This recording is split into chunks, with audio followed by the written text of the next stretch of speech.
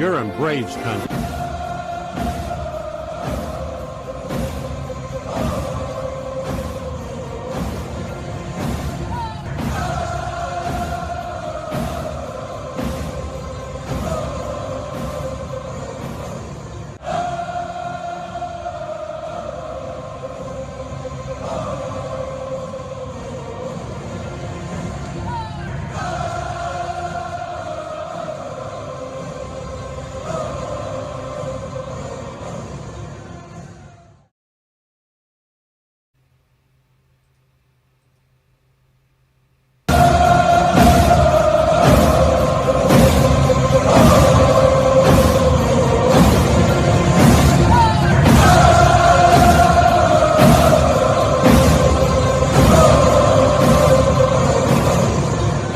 Good afternoon, Braves country, as we are coming to you live as we are getting set to talk, doing the sound check real quick for the radio stations, going for the Braves Brewers series, and got other things to talk about because there have been some news that has broken here really recently, so we'll go ahead and get into that first. First things first, Austin Riley has been put on the IL. We kind of assumed this was going to be the case. And long story short, he is going to be, it says 10-day IL. It's another abdominal strain. It's the same damn injury that he went on not too long ago and just came off it. What did he come off it? Maybe 10 days ago. And he got it on the, if you missed the play, during the Speedway Classic, he was diving for Ellie De La Cruz, who was running towards home. They were kind of caught in a pickle, and Riley realistically should have shoveled the ball to Smurf covering the plate, or maybe it was Drake, I can't remember now. And instead he held onto it to a little too long, so he dove to make the tag, and when he did that, he pulled something. And so it was a great play. And it proved what we all knew, is that Austin Riley's faster than Ellie De La Cruz. Obviously, I'm joking about that. But in the heat of it, I'm just not going to get on to him for competing. I'm just not going to do it. In the heat of it, if you were asking him 30,000-foot view right before the play, hey, if this comes down to a pickle, you should probably throw it to Sean Murphy so you're not diving and re-injuring yourself. But it's the heat of the play. It's the competitiveness. I'm not gonna kill him for him. I'm just not gonna do it. It hurts one of my fantasy baseball teams, but other than that, it is what it is. And he really hasn't been hitting that great anyway, so I don't know how much it actually hurts. It'll force me to make a pickup, but I'll probably actually do a little better. When it's all said and done, it's a minor injury. They'll probably be even more cautious this time. So last time he was on essentially for the minimal. And then, if you remember, they were about to hit an off day, and then they ended up going and giving him a couple extra days because there was a day game and then an off day. So it ended up being about 2 weeks. Don't be surprised if this we're at August 4th here on a Monday, correct? Yeah, August 4th. Got everything blocking my calendar. My guess, it's going to be closer to 3 weeks, maybe even. They sit him for the entire. You can't sit him for the rest of the season if you're wanting that if he's healthy. There's all kinds of collective bargaining agreement things that would get into play. But you could sit him till damn near the end of August, and if you want to keep him in one piece, you could start doing what I talked about doing when Acuna comes back. So you could play this a little light, and you could say, hey, you're playing third today, but we've got an expanded roster in September, so you're not playing third tomorrow, and you'll play it on Wednesday, but you're not playing third on Thursday, and so on and so forth, and you could do it that way, and you could mix in what you could realistically do because you no longer care about Marcell Ozuna's stats because he's not going to be with the Braves anymore, so why do you care if his stats are put together? You could start doing every other day if you really wanted to manipulate this and have Acuna and Riley kind of tag team the DH position. And on the days when they're not, you got Eli White, who phenomenal, got the MVP trophy yesterday. That was fun. And on the days that you're not doing third base, you could have Nacho Alvarez out there and get it. So that's how I would probably do it. Every other day one of them's going to be sitting, but they're going to be in the lineup. They're just going to be the designated hitter. And to hell with this idea that Sean Murphy and Drake Baldwin are going to be some great combo as the DH, because it still shows to me day in and day out, Sean Murphy is extremely streaky. He just is. That's who he is as a batter. When he's hot, you put him in the DH next year. When he's not, you're going to need a backup plan. So we'll unpack that at the end of the season where we can go with free agency. But that's the big thing. They did bring Nacho Alvarez up, so he is back. Good afternoon to all of y'all who are on the Braves Country Radio on our YouTube channel. And then, of course, you're in Facebook as well, and we have TikTok. So if I don't get to all your comments and questions, I do apologize, but we're also trying to run a radio show at the same time. I got to keep things moving. It's much easier for me to see the comments in the YouTube channel. Good to see you, RP and Iron and Nathaniel Brooks, Willis, Raymond, all of y'all jumping in. So that would be my thing, but that makes way too much sense, so I seriously doubt that's what they do. Now, other things to talk about. Speedway Classic, real quick, I do want to put a cap on that because we weren't able to bring you the play-by-play yesterday because we'd already made plans and they were supposed to be off on Sunday. I thought it was fun. I know Major League Baseball would have much rather had that happen at the night, but this is what you do when you're playing a game like baseball and you don't have it in a facility that has a roof. You take this chance. On that note, there's rain blowing in through Atlanta all day today. We'll get to that in a minute. But the Speedway Classic itself, Eli got the MVP.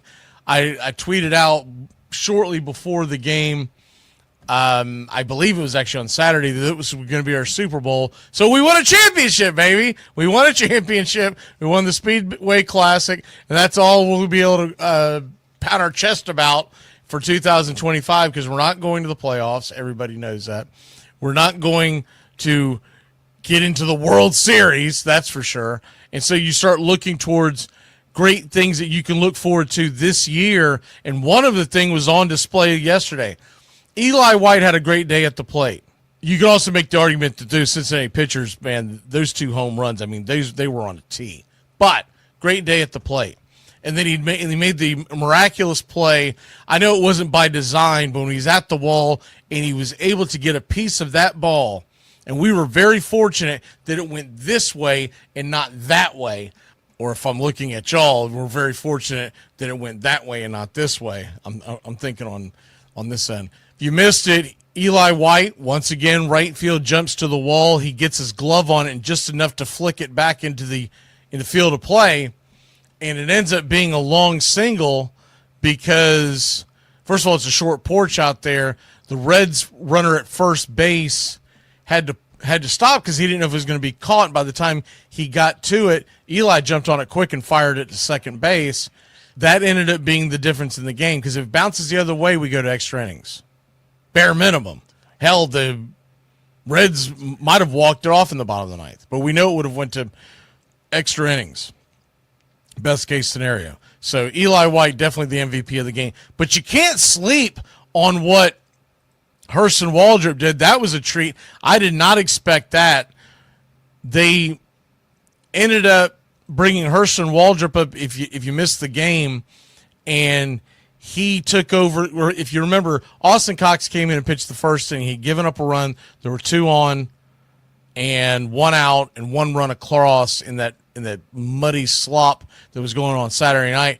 Waldrop took over, and he was able to get them out of that jam.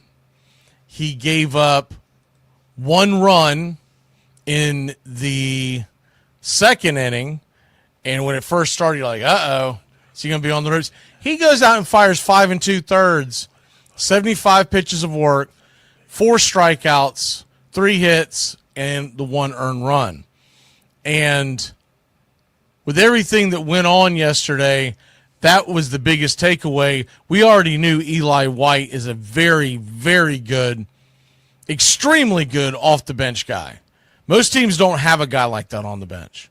And he might even garner some trade interest during the offseason. I hope they keep him because he's under control contract-wise, and plus he's very, very affordable, right? But you never know. Someone might give them an offer they can't refuse. And considering the fact that the Braves don't plan on playing him all that often, you have to weigh that out. With that being said, I still think the smartest thing that this team could do, they keep saying and they keep showing in spring training that Eli White can play all over the infield. He can play shortstop. He can play second base. They need to go all in on that next year during spring training and get him ready to possibly play. If he can pick it, now we saw more at second in the spring, but if he can pick it at short, that's a huge gain for the Braves. Because you could have him playing defense, even if it's not the elite defense that Nick Allen has, you could still bring Nick Allen back and have him as a defensive replacement at the end of the game. But you have Eli White, that's a much better number 9 hitter than Nick Allen has been all year. That would be a huge, huge game. But I don't know if that's actually possible because, like I said, the majority of his reps, I know he played shortstop before, but the majority of his reps in spring of 2025 were at second base. And they mainly did that because they thought, well, Ozzie Albies is made of glass and he's always getting injured, and it'll be good to have him out there. That's another option there, too. If they did decide that they wanted to move on, I don't think they will, but if they decided they want to move on from Ozzie Albies, you could have Eli play second. But it's too stupid of a contractual move to do that with Ozzie Albies. It just is. He's much more affordable just to keep and to see if he can have a much better season. And his numbers are coming up. He's been hitting much better than the last since the All-Star break, as has Michael Harris. Now, they sent Hurston Waldrop back to AAA, but remember, they have a doubleheader on Saturday versus the Marlins, and so they'll be able to bring him up again. It works out perfectly, and I suspect that's who they're going to bring up, but you never know. But they could bring him back up on Saturday and once again send him back down and get him some work in the minor league system and get him ready for when the rosters expand in September. They may decide to leave him up, and I think he has earned that, but do they want to waste the move? That's the biggest question. And at this point, they don't give a crap about the wins, even though they'll tell you they do. They don't. The management, the top brass, the AAs and company, they'd actually prefer a lesser record because it gives you a better chance of winning the lottery next year's draft. I don't have that in me to pull for them to lose. I just don't. But I can see the upside of punting the rest of the season, getting as many kids as we can get in. Now, the series here against the Milwaukee Brewers, real quick.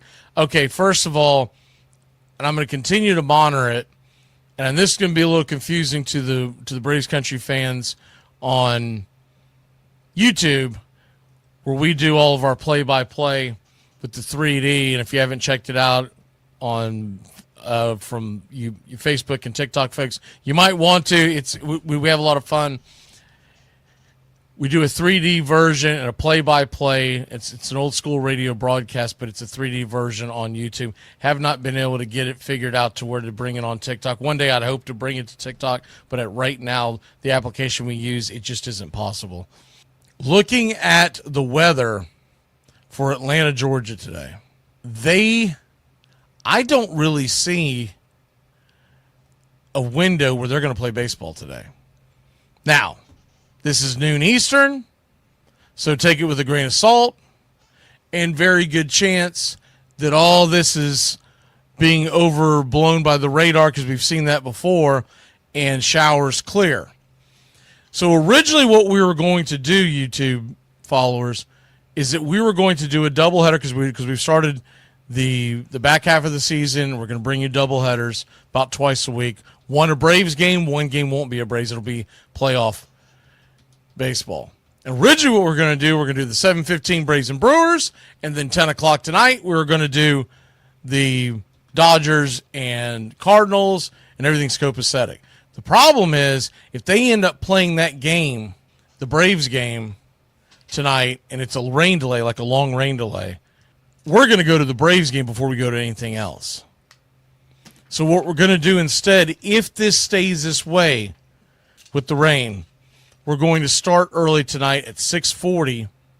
Astros are at the Marlins. The Marlins have won 5 in a row. They swept the Yankees, and they are right back in the playoff push. They're still quite a ways back. They're 6 games back, but we've seen stranger things in Major League Baseball. And, of course, the Astros are right there at the top. That game starts at 6:40. And we're going to do that if it looks like it's going to be a rain delay, because the idea would be either A, we get the whole game in, or B, we get most of the game in and the Braves come on, and when the Braves come on, we'll jump right over to the Braves game. With that being said, it's going to be on a different link, because if the game never gets started and we have a doubleheader tomorrow, then we've got to be prepared to get up early. That's why we're not going to do the Dodger game, because we may have to get up early and get ready for a doubleheader. And we're going to keep that link, and that'll just be game 1 of the series. I know that's confusing as hell, but the short of it is we're doing a game tonight around the 7 o'clock hour. It'll either be, hey, it looks like they're going to play the Braves, let's ready to rock and roll, and the weather is cleared, or B, we're going to do Marlins and Astros and wait for the Braves game to get either postponed or go into the delay, and then we go into that. So take it for what it's worth, but and we know how cryptic the Braves have been with calling games on rainouts and whatnot, so it's impossible for us to predict this early. And if something else happens between now and then, and they announce something, then maybe we end up adjusting that. But I would think what's going to happen is they're going to try to play the doubleheader, because Milwaukee's got to leave town on Wednesday, unless they're and all 3 games are night games, but they may decide to play a doubleheader on Wednesday. Like I said, a lot of balls in the air, confusing as hell, and I'll just shut up about it. Just know we're going live somewhere around the 6:30 time tonight. It's either going to be pregame for the Braves, or it's going to be getting ready to roll in to the Astros, waiting for the Braves weather to clear. All right. So, man, I'll tell you what, I was kind of surprised when I pulled up the standings. I didn't look at them this weekend. When I looked at the standings today, because we were debating on what game to do, the biggest thing that jumped out at me was some of the movement that has happened in Major League Baseball. And this offseason, we are going to be doing 1 show a week that is Major League Baseball across the board. We're still doing the Braves show once a week and the 2 football shows, but we're going to do one that is Major League Baseball across the board. For those of y'all who are interested, like what are other teams doing, and how's that affecting all the free agency, all that kind of stuff. But looking at the division leads in Major League Baseball, the Brewers are 2 games in front of the Cubs, and we thought about that game, but the problem with that game is if we ended up doing that game, waiting, it starts too late where we might only get you an inning into that game. That's why we jumped with the other one. But the wild card, man, I'll tell you what, the biggest thing that jumped out to me, not just the Marlins, but I don't think a lot of people are paying attention to this except for those in the Northeast, but the Boston Red Sox are on fire. And they were on fire after everyone killed them at the trade deadline. They have won 5 in a row, 8 of their last 10. They just leapfrogged the Yankees over the weekend for the top wild card spot, and that's going to be a lot of fun going down the stretch. We thought about doing that game as well, but Kansas City's so far out of it. We were trying to find 2 teams that are Kansas City's starting to work their way back in it, but we're trying to find 2 teams. Plus, Honest Engine, the Marlins Astros game starts earlier, so I think we can get more in if it's just a rain delay in Atlanta. But we are eyeing the Red Sox in the very near future if we can get them in. I don't know if they have any West Coast games, but I do think we have some other games that we're going to cover the Red Sox. But Yankees, man, they have lost 4 or 6 of the last 10. Mariners are kind of floating around there, but they just had a big series win against the Rangers which gave them now a 2-game lead in the American wild card.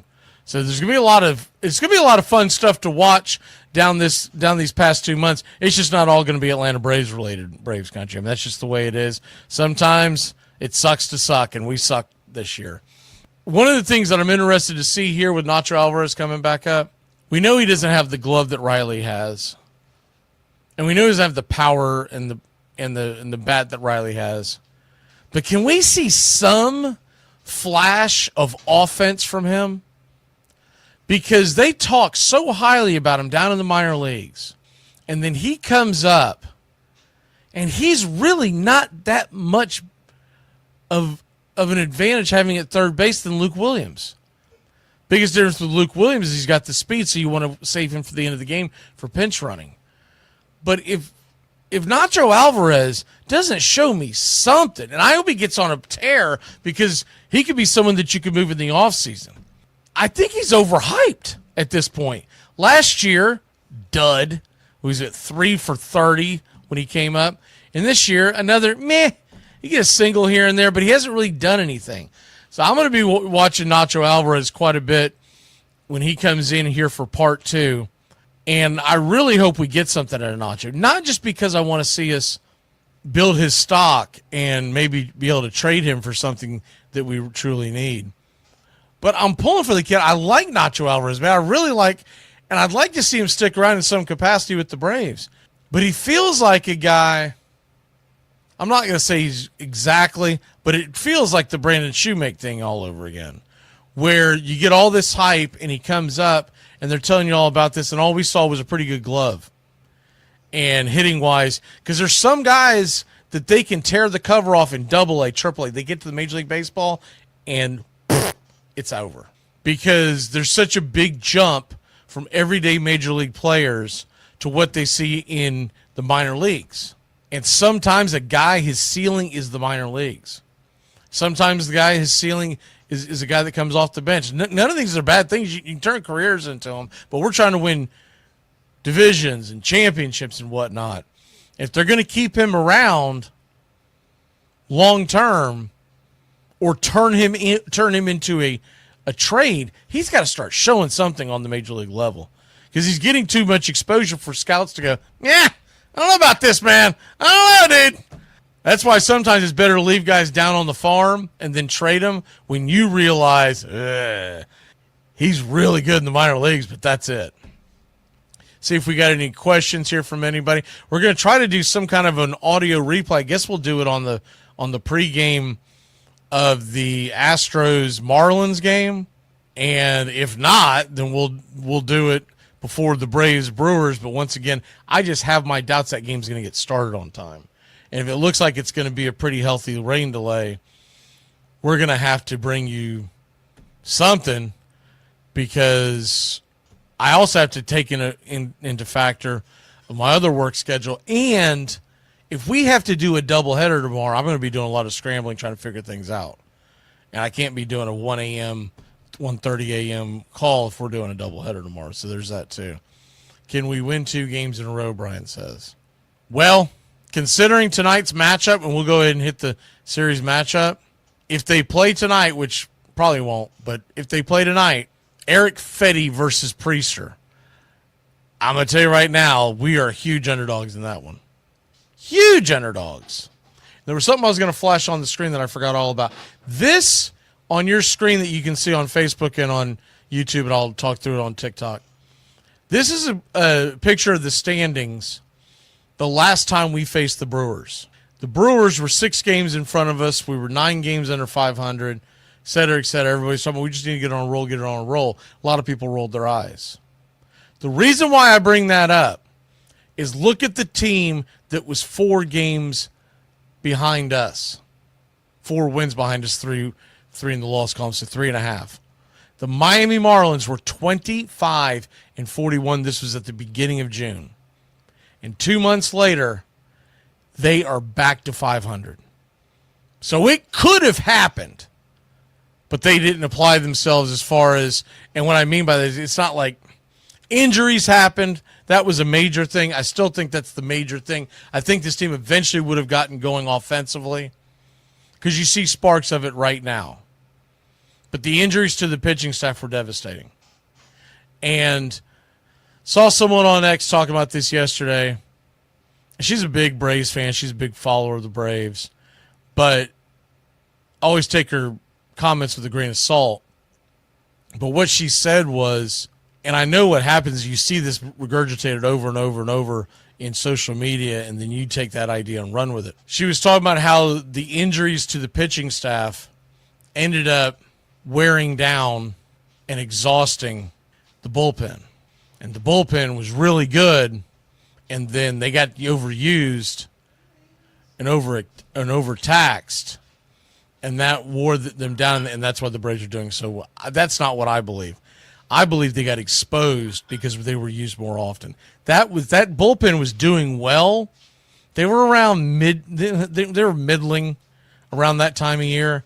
They were creeping up towards the top 10, but they were usually hanging out around 12th. So it's much worse bullpen than what we're used to seeing. But the bullpen, considering its parts, they were doing pretty well. But when you had to start using them every day, they didn't get overexposed or overused. They got exposed because then you don't have Chris Sale going 7 innings. You don't have Schwellenbach going 7 innings. You don't have what you were hoping to have at that time, guys like A.J. Smith-Shawver and Raylo going 6-7 innings. And now all of a sudden, the bullpen's coming in the 4th or 5th inning, and most of them are journeymen. And they're guys that are trying their best. I don't want to tear them down as human beings, but they don't have it. And they're literally there on your roster to eat innings on the days when you are either up big or down big. But they were never designed to be guys to carry you through the 5th, the 6th, the 7th. That was never going to be the thing.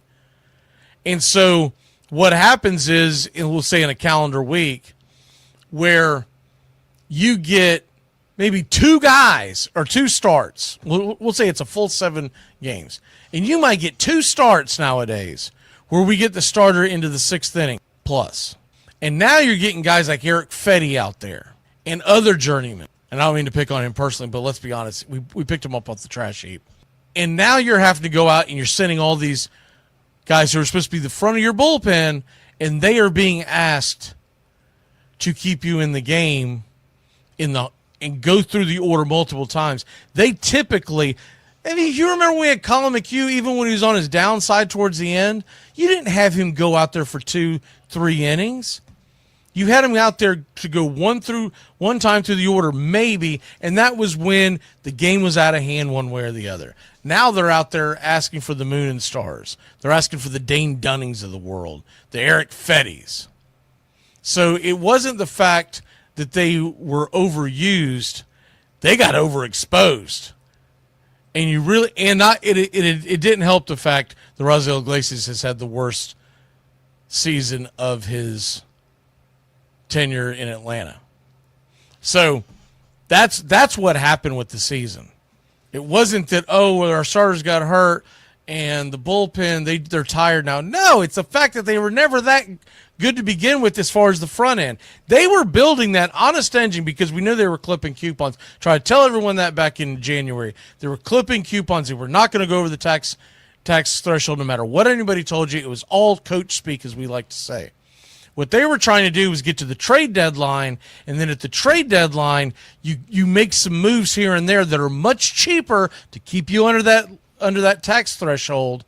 And at that point, you would have a much deeper bullpen right now. But you didn't do it because there was no point in it because you're 3 weeks out of first place.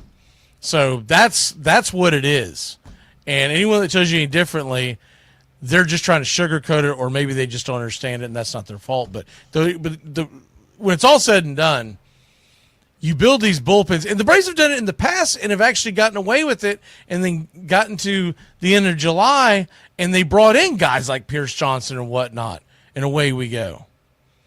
But most teams don't build their bullpens in the offseason with the idea that you're going to have 6 to 7 outstanding relief pitchers. You're looking for 3 you can really lean on, a couple that can build a bridge, and the other 3 are usually innings eaters. The problem is we're seeing the innings eaters every single day. Hell, sometimes they're grabbing the ball and starting. So there you have that. All right, we're going to get out of here, get out of your hair. And as soon as I know something, right now we have it changed to the Astros and Marlins 640. So we'll probably come on the air and do the pregame show here around 6 o'clock, just play this audio. But if things change, we'll see you 7:15 first pitch, realizing anyone that tunes in to the Astros-Marlins game, if the Braves game, Brewers, if that game starts tonight, we're dropping what we're doing. We're going right over there because this is Braves Country Radio. But we are doing doubleheaders all rest of the summer into September.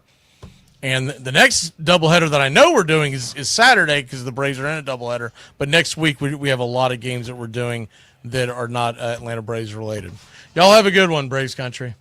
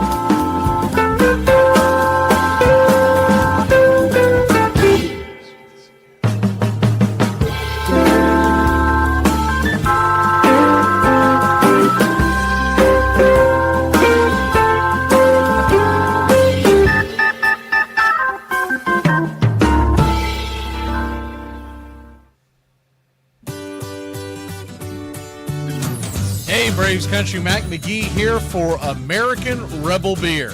America's patriotic light lager, all natural ingredients. Stand tall, be proud. The perfect beer to celebrate life, liberty, and your pursuit of the American dream. America's patriotic light lager, offering a crisp, clean, bold taste. Perfect beer to celebrate life, liberty, and your pursuit of the American dream. A beer with only 110 calories that tastes like a full-flavored beer and celebrates like freedom.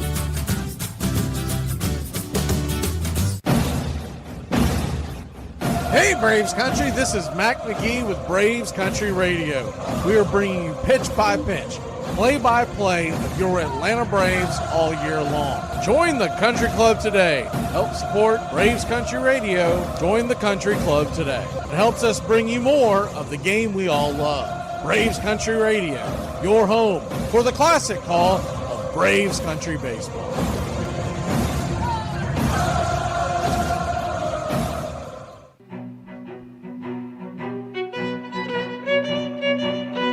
Hey Braves Country, Mac McGee here for American Rebel Beer. From the mountains to the prairies to your pint glass with white foam, we're bringing back beer with a backbone. All that matters in our brew is taste and a touch of American excellence. American Rebel Beer, born in the USA.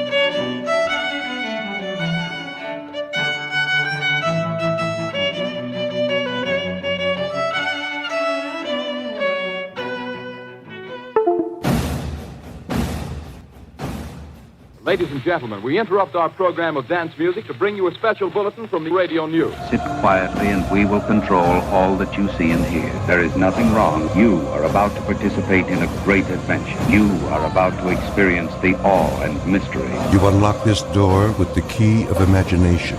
Beyond it is another dimension, a dimension of sound, a dimension of sight, a dimension of mind. You're moving into a land of both things and ideas. You've just crossed over into Adventures in Time and Space.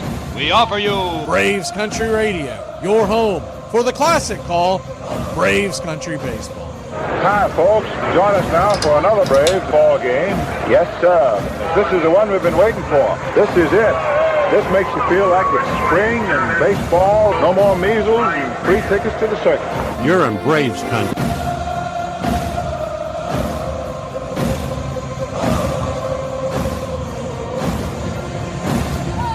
This is a reminder. Disorderly conduct will not be tolerated. Please respect your fellow fan and refrain from any unruly behavior. Failure to comply with these guidelines will result in ejection.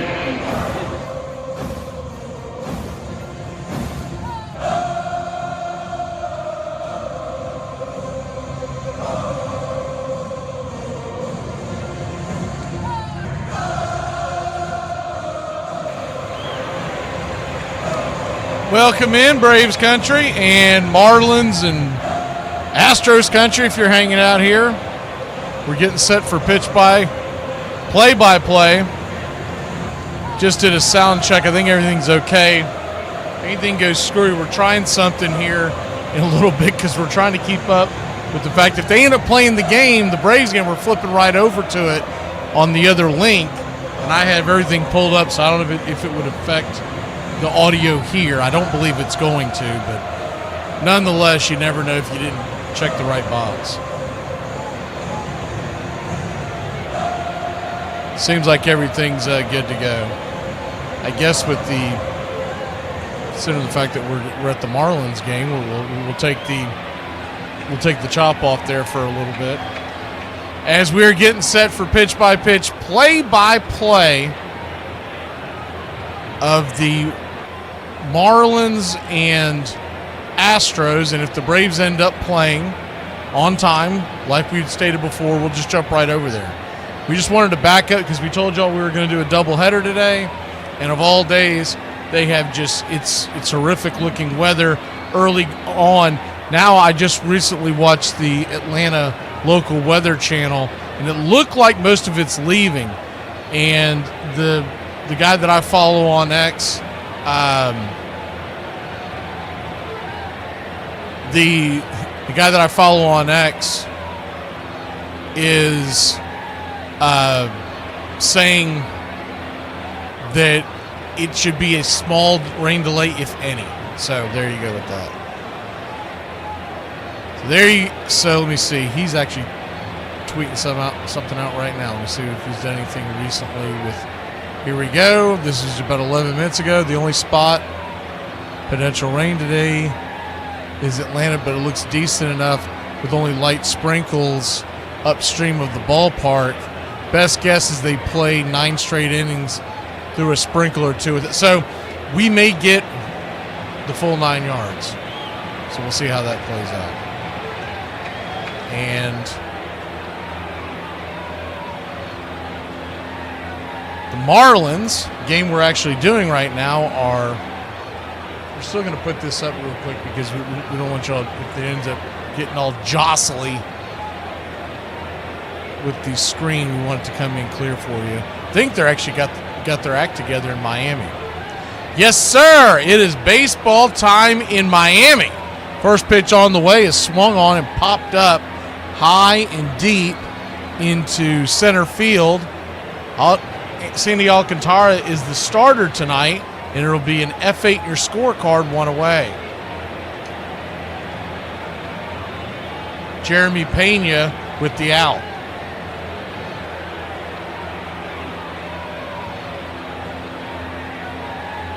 So righty-lefty matchup now. Jesus Sanchez, remember, he came from the Marlins just a little while ago. They traded him over, and the Marlins got red hot. I don't know if they wish they held on to him, but here he is for the Astros. First pitch on the way. He's down and in for a ball. It's 1-0. Sanchez, 10 home runs on the year, 36 RBI, 739 OPS. The 1-0. Kicks and fires. Right there on the outer edge, 1-1. So a 1-1 count. Peter, you're asking something about Nacho Alvarez. I don't know what you're talking about. He's in the lineup tonight, so if there's something that's breaking that I haven't seen, I've got about 19 things going on. Let me know. The 1-1 chops it foul down the line. It's 1-2. The 1-2 count. Nacho Alvarez is batting 8th in the Braves order tonight. So, far as I know, he's in the lineup, but maybe something broke just recently and they haven't changed the lineup yet on the media page. The 1-2 from Alcantara. Swing, lifts it high and deep into right field, going back on the track, making the catch for a loud out number 2. I suspect that we're going to get a little bit of a delay here because I don't have it set up like normal on the, as you can imagine, they're blacked out in Florida, so I'm going through the FanDuel app, and it's usually a lot slower than the Major League Baseball app.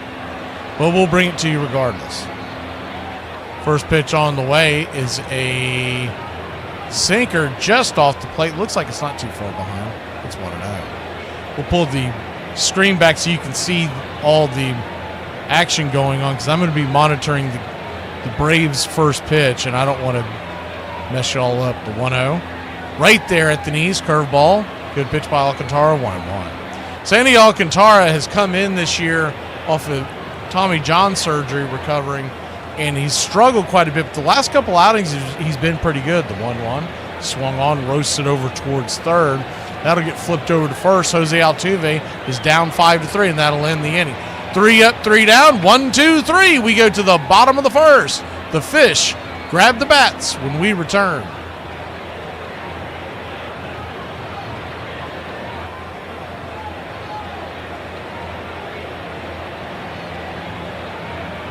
This portion of the show is being brought to you by Ed's Almost Good Beer. Remember, Ed's Almost Good Beer was brewed in God's country when God wasn't looking. Hey, Braves Country, this is Mac McGee with Braves Country Radio. We are bringing you pitch by pitch, play-by-play of your Atlanta Braves all year long. Please like and subscribe today. It's free, and it helps us bring you more of the game we all love. Braves Country Radio, your home for the classic call of Braves Country Baseball.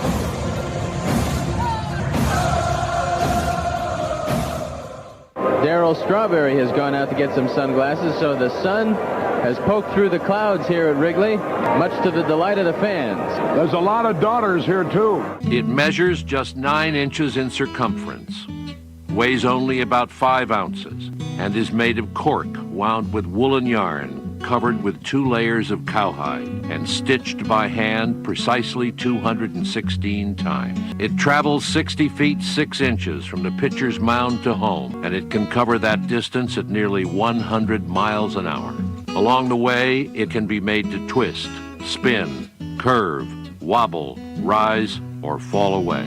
The bat is made of turned ash, less than 42 inches long, not more than 2 3/4 inches in diameter.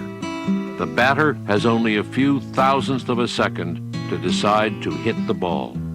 And yet the men who fail 7 times out of 10 are considered the game's greatest heroes. Please like and subscribe today, youtube.com/@BravesCountry.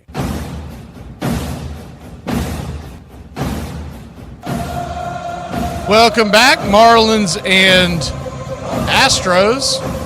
First pitch swinging by Xavier Edwards as Jason Alexander. Guess that, Jason Alexander. Can't stand you. Kicks and fires, and the ball is grounded over to first. He'll step on the pillow. First baseman Christian Walker, G3 in your scorecard, 1 down. You think you're confused? Well, welcome to my world. We're doing Braves Brewers at 7:15 if there's no rain delay. We'll jump over to the other link. We had to do that so that we could bring you this. As the first pitch on the way is in the dirt, sinker. It's 1-0.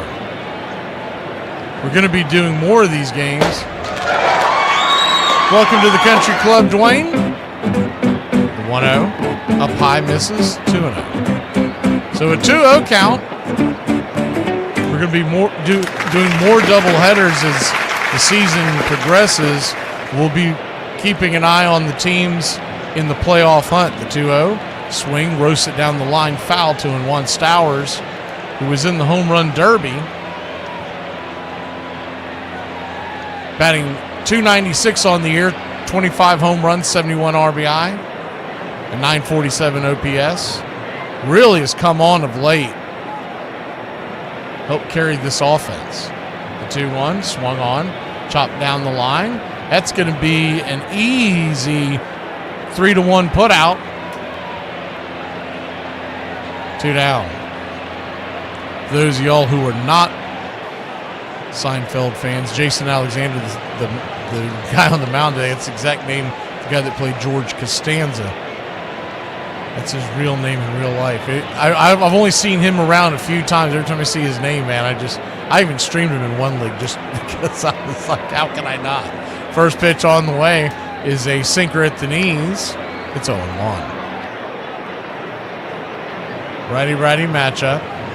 The 0-1. Kicks and fires, swung on. He'll hammer that through the hole backhanded, and it's off the glove of Altuve, and that'll be a 2-out single for the Marlins.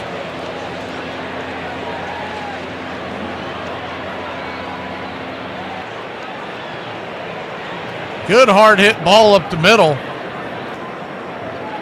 I don't know if Altuve would have had enough time. It was far left of the second base bag, so over in the shortstop area, but the Astros were playing a shift. So I don't know if he could have gotten the throw over there in time, as the first pitch on the way is down and in to Liam Hicks. Sweeper inside.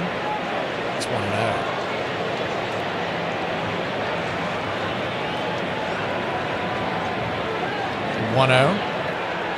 Up top, changeup. Little off-speed action for the right-hander, 1-1. So a 1-1 count. Robert asking about the rain delay. We don't know, because they never, is the 1-1 right there at the knees, 1-2. Braves are famously known for calling that rain delay 5 minutes before first pitch. So we're doing this as a backup plan in case there is a rain delay.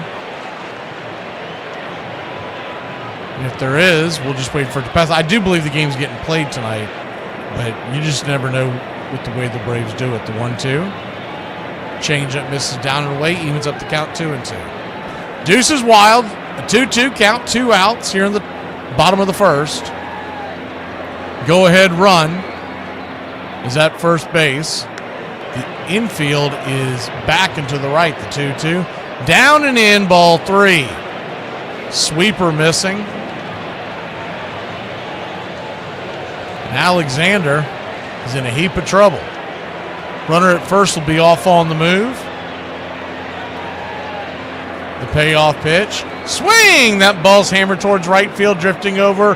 Making the catch at the warning track is Cam Smith, and that'll end the inning.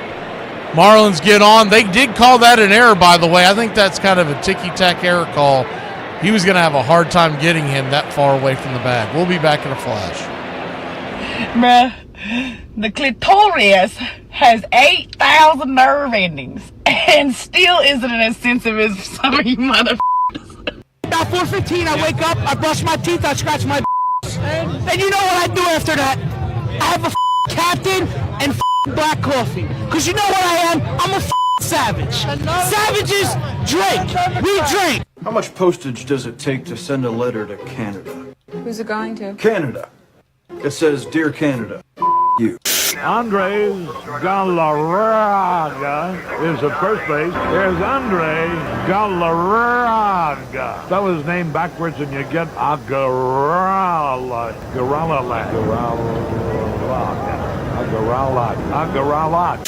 The Royals went on to win it in 7 games and put themselves in the Fall Classic.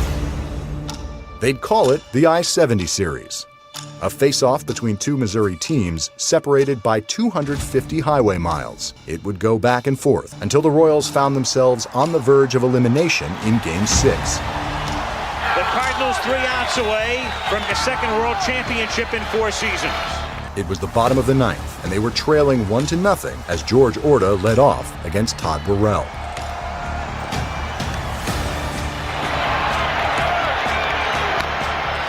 Little squibber to the right side. I was sitting in the first base dugout, so we had a pretty good view of what was going on. Worrell races over to cover. The throw doesn't get him.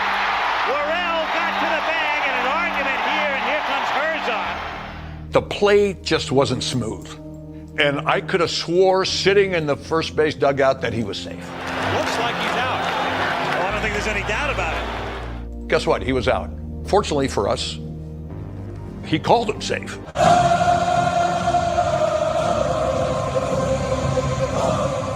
Welcome back.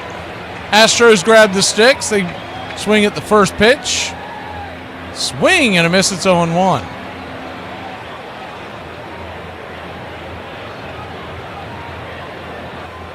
Righty-righty matchup. Carlos Correa, newly acquired or newly returned by the Astros. The 0-1 foul back. It's 0-2. Correa signed a long-term deal with the Minnesota Twins. Was traded back to the Astros at the deadline. They will pick up $33 million of what's left owed to Correa. Is the 0-2. You go around. They check down the line. He did not. 1-2. The umpires over here in Miami tonight. Lance Barrett behind the plate. Charlie Ramos at first. Second base, Willie Traynor. Third base, Carlos Torres. The 1-2 pitch. Down and away. 2-2. I've got 2 lineup cards in front of me, so bear with me. I'm going to give you the lineup here. I almost read it off the wrong game. Correa is batting cleanup tonight. Christian Walker on deck. Caratini in the hole is the 2-2. Swing! That ball's belted high and deep into left field. Drifted back on the track. Making the catch in the very deepest part of the corner here at Lone Depot Park is Stowers for a long, loud out number 1. That almost cleared the fences. After Caratini, you got Diaz batting 7th for the Astros. Trammell in center batting 8th, and Cam Smith batting 9th. You saw Pena, Sanchez, Altuve, and Correa already 1-4.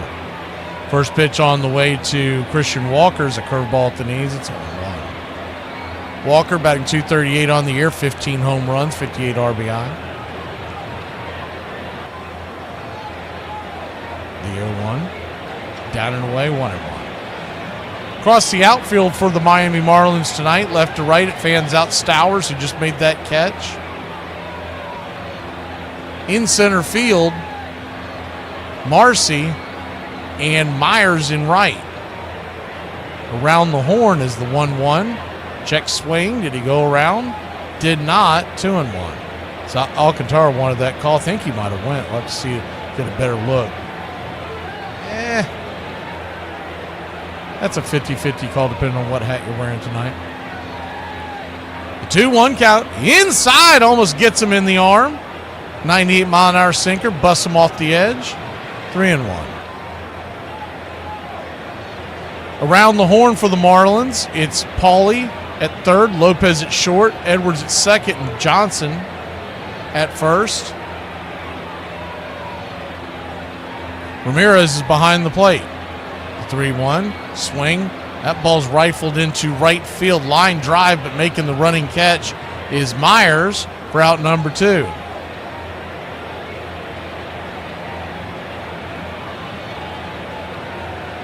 Looks like the weather's pretty good over there in Atlanta, so we might be switching over there at 7:15. But fast as this game's going, we might get all the way through this one in 45 minutes.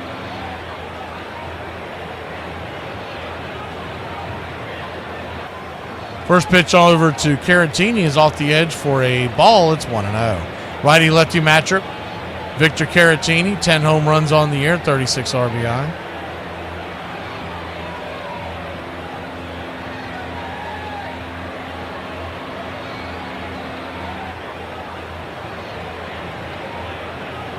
1-0. Right there at the knees. Good slider, 1-1. So far, no strikeouts in this game from either pitcher. They had pretty low totals going into it. I think Alcantara was 4.5 is the 1-1. Swing! That ball's lifted over second base, but playing right there on the shift is Lopez. He'll make the grab, and that'll end the inning. Astros go down in order once again. We go to the bottom of the second. 0-0 here in South Beach. Y'all be flirting with me on every app, except for Cash App. So it says here you're fast with math? Extremely. That's impressive. What's 31 times 17? 47. It's not even close, but it was fast. My trolls out there wondering if I am a man dressed as a woman. If you gotta question it, I'm gonna say it's a natural woman. Because have you seen the surgeries nowadays? Oh my God, God. I ain't gonna lie, y'all. Going out drinking is not the same fun activity that it used to be. I'll be waking up in critical condition. Say the weird thing. People are desperately seeking realness. You have never once heard the Monster Mash. You've heard a song that they call the Monster Mash, but you've never once heard the real song, the Monster Mash. The Monster Mash that we know is describing a party, but you never actually hear the Monster Mash they're describing itself. Before I work on myself, does anyone like me insane? But now the pressure on Maris intensified. Would he break Ruth's record? Reporters asked again and again. How the hell do I know? He answered. I don't want to be Babe Ruth. He wasn't Babe Ruth. And Yankee fans never let him forget it. Even the front office tried to change the lineup to favor the more popular Mantle. Under the relentless strain, Maris's hair began to fall out in clumps. Always taciturn, he now kept silent, refusing most interviews, keeping to himself. Through it all, Maris kept hitting, and in mid-September, Mantle's injuries finally forced him out of the race. 54 home runs. Welcome back. Tweet just put out by one of the Braves beat writers says that Acuna continues to get treatment. He hit the batting cages today. No timetable. But wait till he's pain-free before activating him. First pitch on the way is a sinker right there on the outer edge for a strike. It's 0-1. Alexander goes back to work. Lopez, the batter.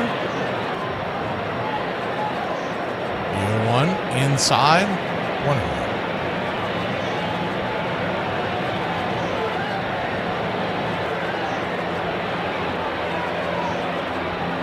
Lopez, Marcy, and Johnston here in this inning, the 1-1. Baltimore chopper over the mound, but Altuve's got it. He'll fire it to first. 4-3. Close play. One down. Do you see the players hitting the field out there, so we must not going to even engage in a rain delay. It was gloom and doom this morning by every single weather person out there in the Atlanta area, and then I even went into some national ones. And I guess what happened was that the clouds have shifted as the first pitch on the way is a sweeper on the outside to Marcy. Batting 500 on the year, but small sample size. 1-0. Right there on the outer edge, 1-1. The front that was coming up the state is kicking to the right and not going straight up like they had originally indicated. The 1-1 high and out of the zone, 2-1. 2-1 count. 0-0 your score, bottom of the second. The 2-1 pitch. Swing! Fouls it back, 2-2. Those of y'all who are, including myself, that are trying to get the attention of Dwayne, I just noticed something. He may be on the other channel because when you buy the club membership, it shows up on both. The 2-2, outside wide, full count. That may be why he's not commenting. Either that or he's just like, it's none of y'all's business who I play for. The full count. Marcy steps out of the box for a second. Braves will see these Marlins this week. We have a 5-game series in 4 days, a doubleheader on Saturday, Thursday through Sunday. The 3-2. Swing and a miss. Strike 3. Got the first strike out of the game for either side. 2 away. That was a good-looking changeup that just kind of teardropped off the edge. Almost had 2-seam action, but it was definitely a fade change. That thing's got to be damn near unhittable. First pitch on the way is a sweeper inside. Swing and a miss. It's 0-1. Getting some pretty good movement now here in this inning. Pitches look much better than they did first and second. The 0-1 slaps it foul, high and out of the zone. Johnson may have chased one over there. It's 0-2. So an 0-2 count. We've got about 10 minutes till first pitch, so we'll see how this inning plays out. And we'll probably go straight into it after the next half inning. The 0-2. Swing, chops it foul. We'll do it again.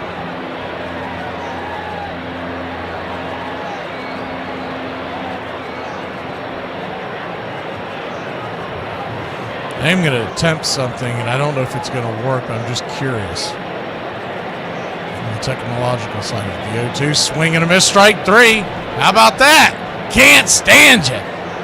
George Costanza rocking and rolling here on South Beach. We'll be back in a flash. Jason Alexander and the Astros, 0-0 with the Marlins. Brian, could you do me a favor and pull up your calendar so we can see a time that would work best for everybody? Yeah, I'm pretty booked next week. Okay, well, I am too. So, but I do have some time between 9 and 10 on Tuesday, and then I can actually do Wednesday between 12 and 3, if that. Brian, is this your personal calendar or your work calendar? Well, it's my work calendar, but there's some... Do you have a pre-planned excuse for running late on Monday? The excuse was traffic and we work from home, so I don't... Amanda, you said 12 to 3 on Wednesday. I have an opening at 2. So 2 p.m.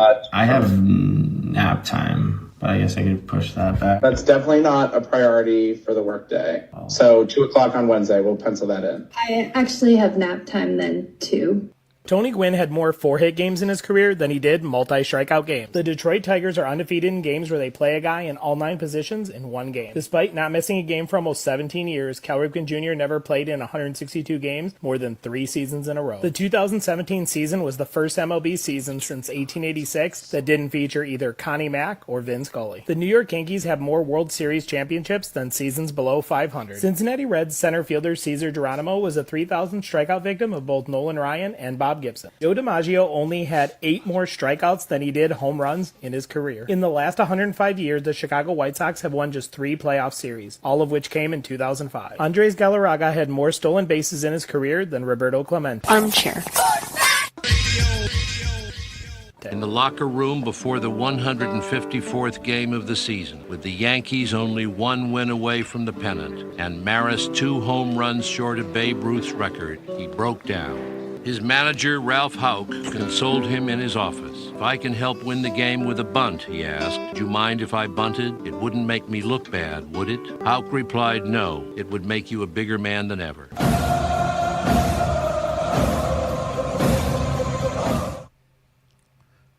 Welcome back. First pitch on the way from Alcantara is off the plate for a ball. It's 1-0.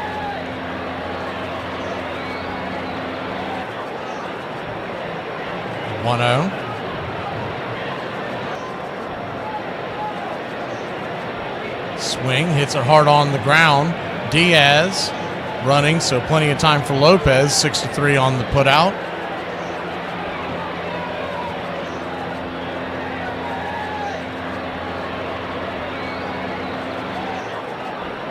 No view of the field right now in Atlanta, but their pregame show, like they normally do, is mailing it in. All they're showing is highlights and clips of over the weekend. Threw me off for a second because I saw the Braves in the dugout with rain. I was like, oh, here we go. First pitch on the way is a changeup off the edge. It's 1-0. Alcantara trammeled the batter. Righty-lefty, down and in, 2-0. So a 2-0 count. 0-0 your score. As soon as the Braves and Brewers begin, we're going to go over there. Just waiting to get confirmation it's going to start on time.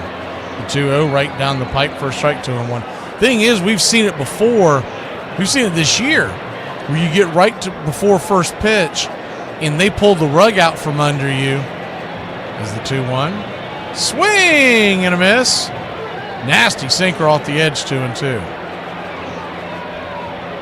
Because they're trying to play the game of sell the most popcorn and peanuts and beer and soda, and then all of a sudden they'll say, well, we're going to rain delay, because they don't want people to bail. They want them to keep heading to the stadium.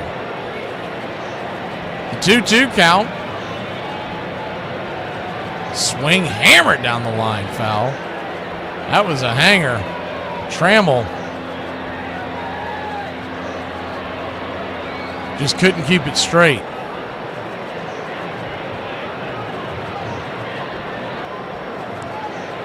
See y'all talking some football in the chat. Reminder, Thursday begins the Armchair Quarterback Show once again as the 2-2. Curveball bends below the knees, full count. Thursday mornings, 9 a.m., we're going to be doing the NFL. We're doing futures and some fantasy football talk as well this week, along talking about the preseason slate that's set to begin on Thursday. The payoff pitch. Swing and a miss, strike 3. Four-seam fastball. That's a 99 miles an hour? Woo!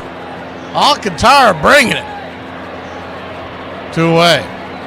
It's his first strikeout of the year, or not of the year, of the game. Like I said before, he's been working his way back. Some guys, when it comes to Tommy John, when they come back, they have a hard time with their location. That's pretty much what he has struggled with. First pitch on the way to Smith. Number 9 hitter swung on. That ball's chopped over to third. Kind of a dribbler. And 5-3, that'll end the inning. They go down 1-2-3. We'll be back in a flash here on Braves Country Radio. Marlins and Astros. We're waiting to see what's going on with the Braves. Where are you from? I'm from Houston. Oh, okay. You ever been to Texas? I haven't been there, but I heard I should go there. I heard everything's bigger in Texas. I'd love to disappoint you. Record me. I'm not, dude. No, don't. I'm not. I'm recording me. I saw you. Don't I'm point doing that camera at me. I truly wasn't, dude. You don't want to know truly what's going to happen wasn't. to you. I promise. Okay, don't. I promise. Look, you don't know what's going to happen to you. Don't. No, I did not Don't give you do that. permission to I did Don't not do give that. you permission. No, I'll no, whoop no. your ass, son. I'll whoop your. Why would I record you with your New Balances I'll put my on? New Balance in your ass. I will. Those ain't even new. I swear They ain't to God, got I no will. balance. Those are boy. old stumbles. What are you? Little What are you boy. don't come over here. Little boy, Don't. what? I wasn't recording What you. are you gonna do? I would rather be What are you chill. gonna do? Get out the car. Then. I would rather be chill. Get out the car. Don't I'm saying do get it. out the car. Don't do it. Damn, you big as hell. Yeah, I Why am. you I'm so- very big. God, you big as hell. I'm very boy. big. I was playing. Don't want these Gokus, dude. Maris pulled himself together and slammed number 59 in the third inning. The Yankees clinched the pennant. On September 26th, Maris hit the 60th, tying Babe Ruth. Then, 3 games. You're in Braves country.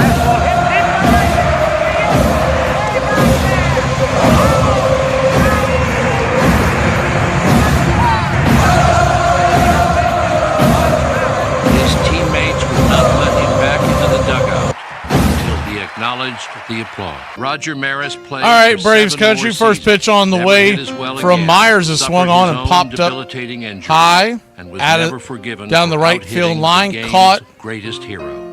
for F9 your scorecard, seeing if this will work.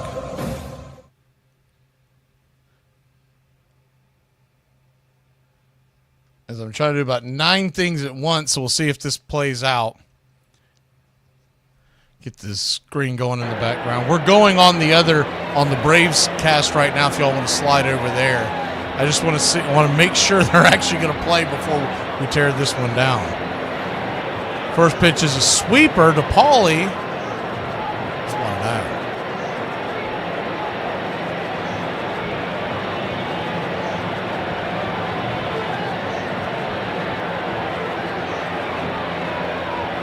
that. Pitch right there.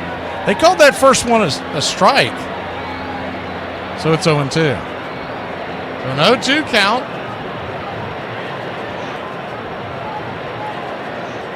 Kicks and fires. Down and in. 1-2. For those of y'all who were not over on the stream, over on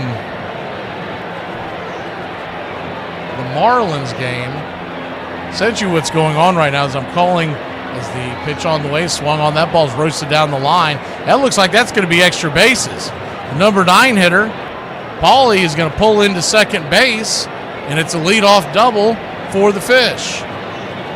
Just snuck inside the line. So basically what I'm doing, I'm calling the game over here, and we're waiting to see if the Braves game is delayed or not, because they've played so many games with us in the past. We just want to make sure it's a full go. I don't see anything, so we may be jamming out of here in a second.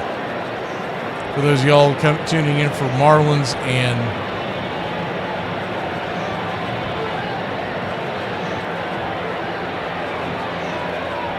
Astros, we do apologize. I'm going to change the screen over here because I want to see if it can be done, do two at once on two different threads.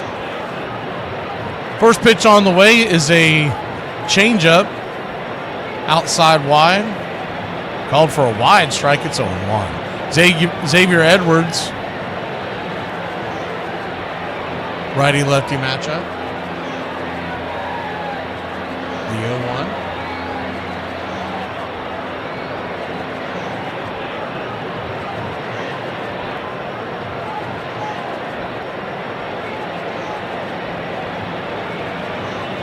Oh, 0-1 count. Kicks and fires. Swing. That ball's chopped down the line, foul. Change up. Calling that a change. I'll tell you what, it's got some whiffle action on it. The one that he struck batter out with in the second inning was pretty impressive, but that one dove in. I thought that was possibly a sweeper, but they're saying that's the change.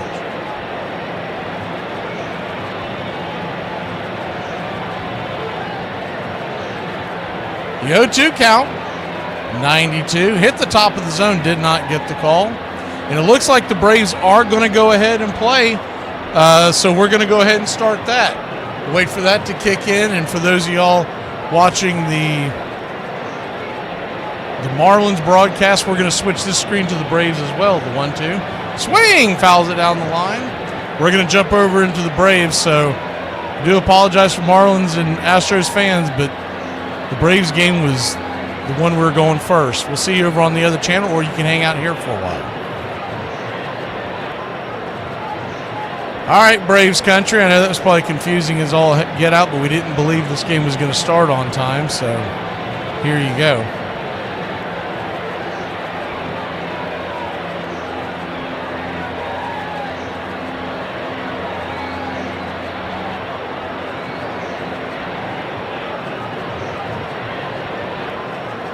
Brewers are in their road blues.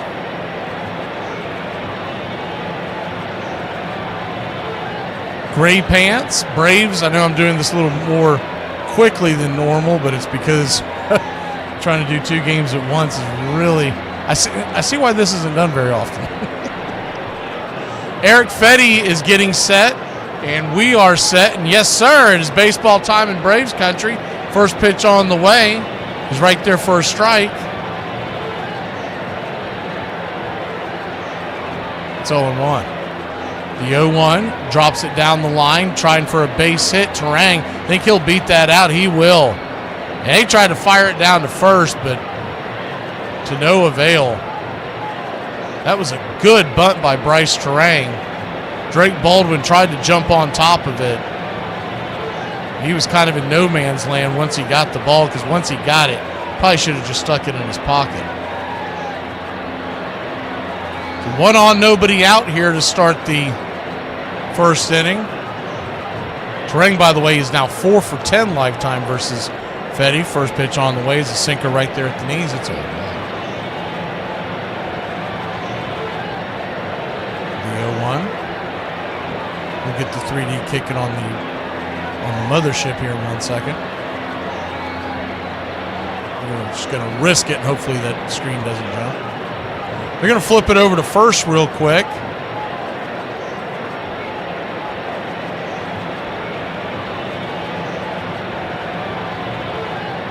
The 0-1 count. Right there, sinker misses down and in. 1-0.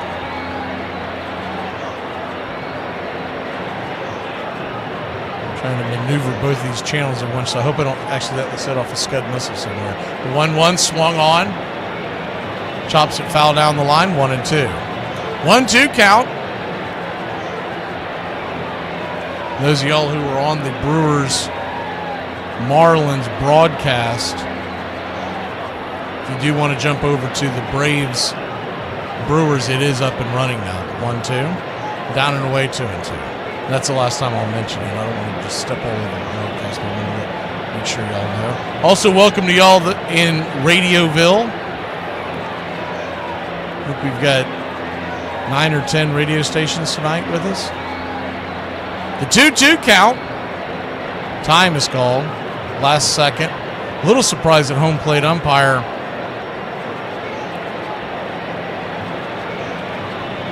Austin Jones allowed that. Malachi Moore is your first base umpire. Andy Fletcher at second, and Jansen Visconti down the line at third. The 2-2 pops it up into right.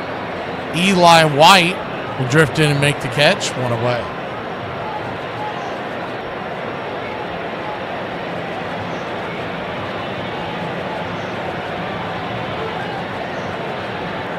One up, one down.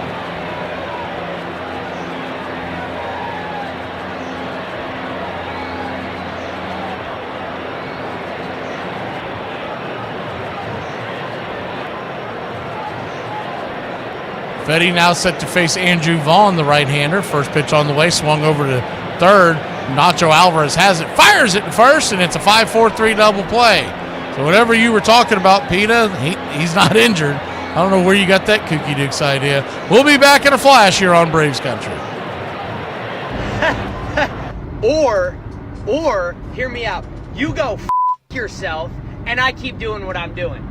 Phil Niekro went 21-20 in 1979 and led the league in both wins and losses. Nolan Ryan had 3 more no-hitters in his career than he had games with no walks. Madison Bumgarner hit more grand slams in 2014 than Derek Jeter did in his entire major league career. Despite being one of the greatest hitters of all time, Ted Williams never had 200 hits in a season, and he never reached 3,000 hits. The last switch-hitting American League MVP was Vita Blue. Prince Fielder has more career inside the park home runs than Ricky Henderson. The Oakland A's drafted 2 guys named Max Muncy, one in 2012 and the other in 2021. If that's not strange enough, they were both born on August 25th. Joe Carter ended 2 World Series in a row, one by a putout and the other by a walk-off. Adam Dunn has a higher career on base percentage than Ichiro. So it says here that you hit your husband with a chair? Why'd you hit him with a chair? Because I couldn't lift the table. To take away Ruth's record, his single-season record, was to take away something that was held so close to the hearts of the baseball establishment, they couldn't see doing it. Nonetheless, Roger Maris did it. He did hit 61 home runs, and the fact that it took 162 games, well, he also did it having to play at night, having to bat against the screwball, having to travel to the West Coast for games, and to do it all with a parade, a mob of reporters following him around. I think it's unfair. It would have been a hell of a lot more fun if I had never hit those 61 home runs, he told a friend toward the end of his life. All it brought me was headaches. Another of Babe Ruth's records was broken that year. Yankee Whitey Ford pitched his 32nd consecutive scoreless World Series inning, surpassing a mark set by Ruth in 1916 when he was a pitcher with the Boston Red Sox. It was, Whitey Ford said, a tough year for the Babe.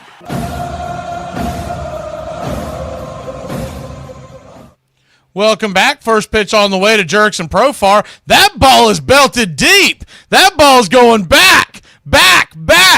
Zip, boom, bam, it's gone. Ram-a-lama ding-dong, a solo shot, and the jerk store comes a calling early on in this ball game. How about that? His 4th home run of the year. You insane. Jerk store would have smoked that guy. Smoked him, I say.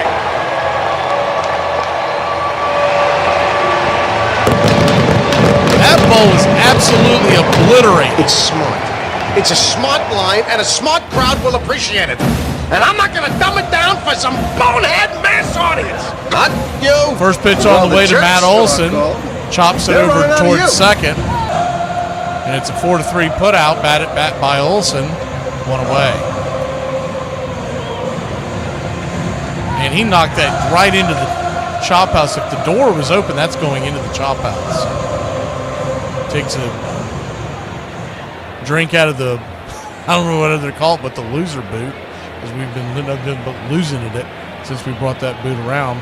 First pitch on the way is a strike to Baldwin, and followed up by a sinker off the edge, chop foul. It's 0-2. So an 0-2 count.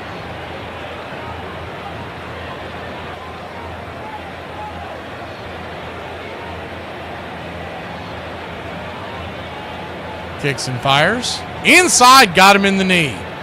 95 miles an hour. He appears to be okay. Maybe it hit him somewhere else. He's not even limping or anything, so I don't know. Man, that was dangerous. Let me get another look at it. Maybe I missed. No, I was right on the outside of the knee. Good night, Irene. Thankfully, he appears to be okay.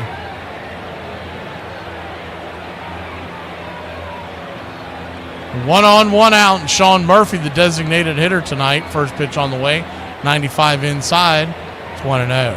That's one of the reasons why, if the Braves decide to do this next year, it's a dangerous proposition, because if you put them DH and catcher, what would happen right now is the 1-0, down and away, 2-0. You would have to put Sandy Leone to catch, and if you didn't have Sandy Leone, if you didn't carry that third catcher, then you would lose your designated hitter, and it would go to the old school baseball.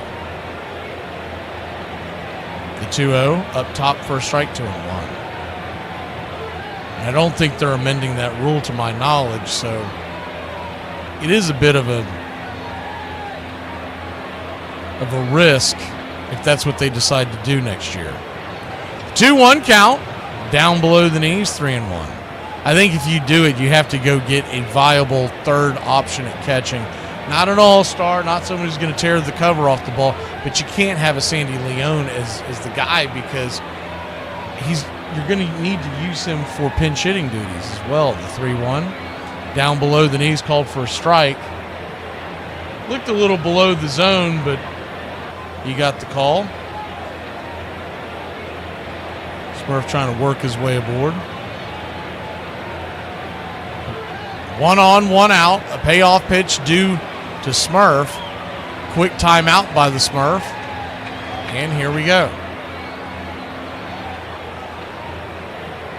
The payoff pitch. Comes set. Swing and a miss, strike 3. Priester dealt a masterpiece against the Braves the first time we saw him earlier this year. 7 strikeouts, I believe. My notes are all kinds of messed up because I was doing 2 games at once. I don't remember where I wrote it down now, but it was like 7 strikeouts. And I do remember him shutting us down. That was back in June. First pitch on the way, the sinker, chop foul. It's 0-1.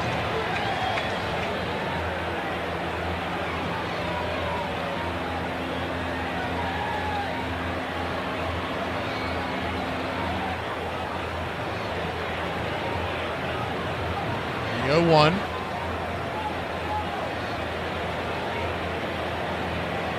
Righty lefty, Michael Harris. Swing, pops it back, foul down the line. 0-2. 0-2 count. Runner at first, 2 outs. Braves lead at 1-0. If you're just joining us, a solo shot by Jerks and Profar.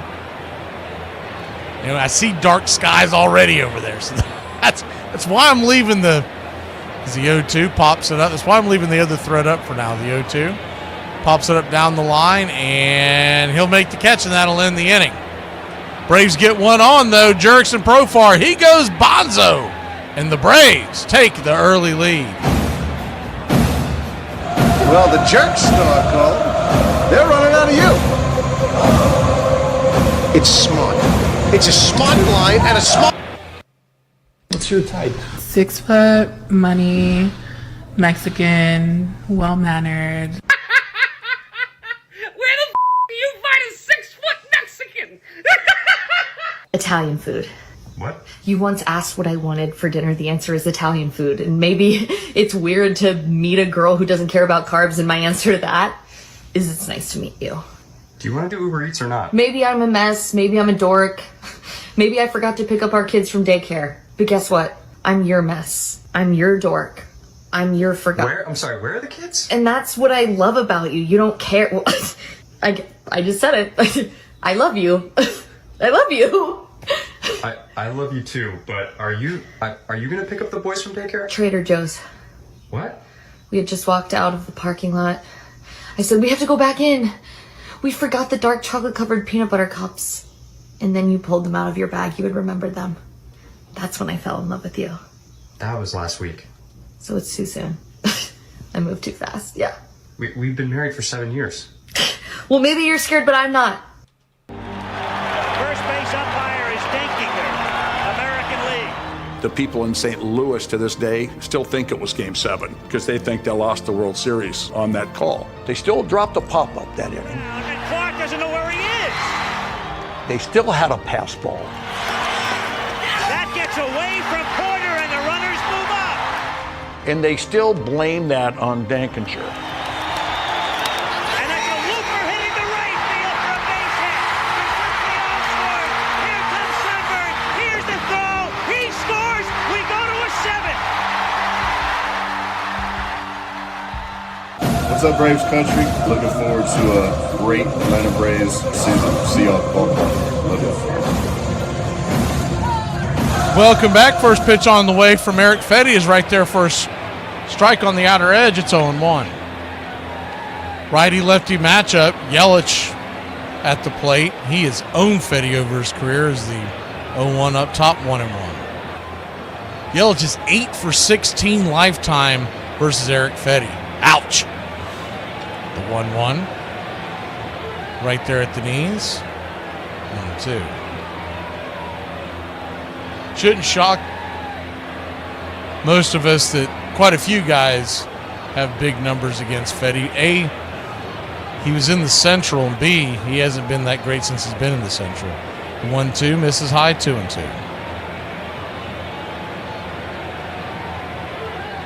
Over there with the Cardinals facing the Brewers. The 2-2 in the dirt, full count. Contreras, who batted second tonight, he is 9 for 16 with 2 home runs against Fetty. The 3-2 pops it up. Can of corn over just past the infield dirt. Who wants it? Nacho will get it. 1 away. Braves 1, Brewers nothing.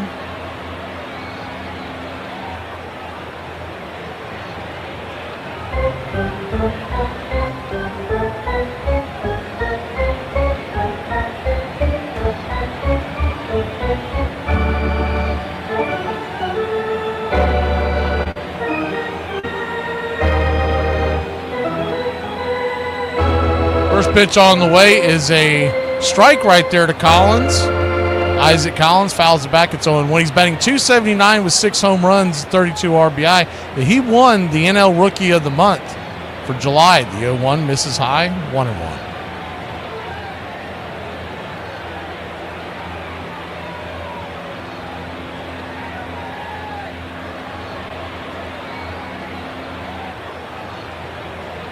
One count right there for a strike, 1-2.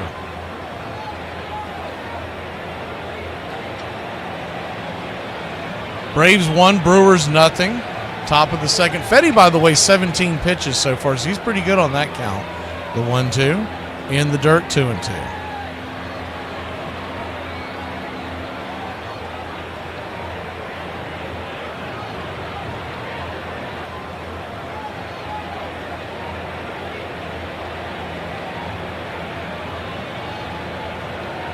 2-2 count.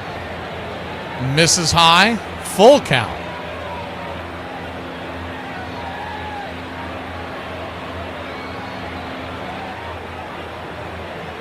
Here comes the payoff pitch.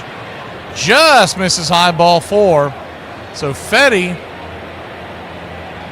walks the tying run with 1 out. His first walk of the night.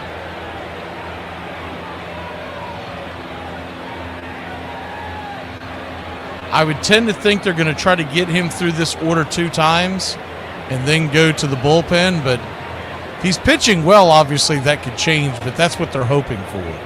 Blake Perkins, the batter, first pitch on the way. Runner bluffs, but jumps back to the first base. It's 1-0. Blake Perkins, 2 home runs, 268 average, 7 RBI. They're going to flip it over first. I'll tell you what, that was a good move. They almost got Collins with his hand in the cookie jar. He just got under that time. 1-0 count.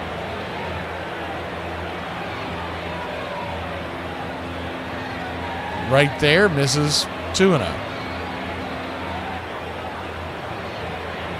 Both pitches have been well out of the zone to the right to Perkins. He's gone sinker to start the at-bat. The 2-0 pitch. Right there for a strike. That time the cutter on the outer edge. It's 2-1. Double play could get him out of it, but Perkins can fly. Center fielder for the Brewers.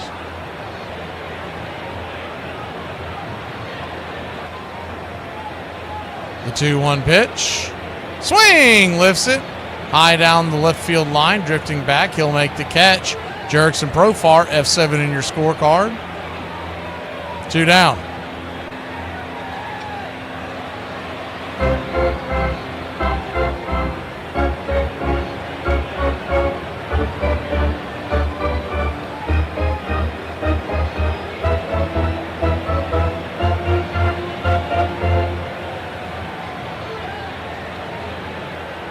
Two down. That'll bring the number 7 batter, Siegler, to the plate. He'll drop a bunt. It'll go foul. It's 0-1. Man, the Brewers are really playing some small ball tonight.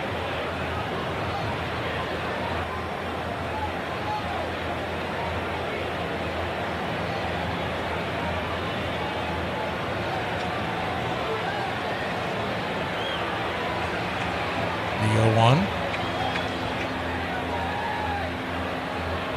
Turns and fires it over to first. Collins under the tag.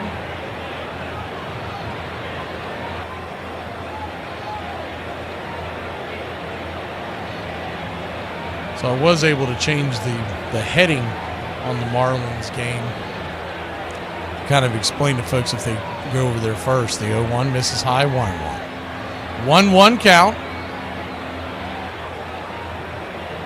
By the way, Houston has jumped all over Miami. It's 5-0.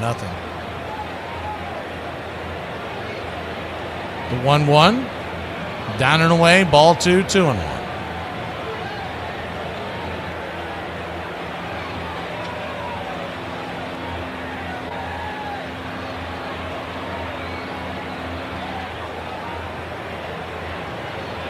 Standing on deck is Lockridge. The 2-1 pitch. Swing, lifts it. Looked like he got underneath that when he did. Pops it up. Deep into left field, but not nearly deep enough. The jerk store makes the catch, and that'll end the inning. Eric Fetty looking like Cy Young. Let's go, baby! We'll be back in a flash.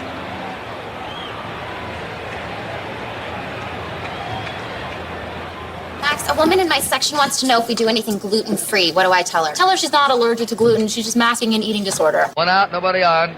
2-2 count to Pete Rose. We've just started a wet day in Baltimore. There's a fly ball down the right field line. Tough chance. It's in for a base hit. Rose is coming for 2. It gets away from Robinson. Rose hit the dirt. And had he rounded the bag, he might have gone for 3. Thought it would be a play on him at second. Cincinnati's Charlie Hustle, Pete Rose, and this is the way Rose plays the game. Just 150% each and every time, whether the ball is there or not. This helpful instructional message from the National Association of People Who Have Trouble Walking and Chewing Gum at the same time. Step, chew. Step, chew. Step, chew. Step chew. You're gonna agitate the bees. Well, I'm fine with the bees. It's the honey I don't want to agitate. Is that your end game here, honey?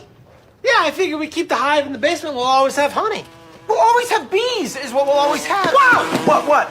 I think I just saw a wasp. I think that was a wasp. Did you see that? It looked like a wasp, right? Is this a wasp nest? This is a wasp nest. I'm out! All right. I'm out! Yeah. I don't want to tangle with a bunch of wasps. Hey! Do wasps make honey?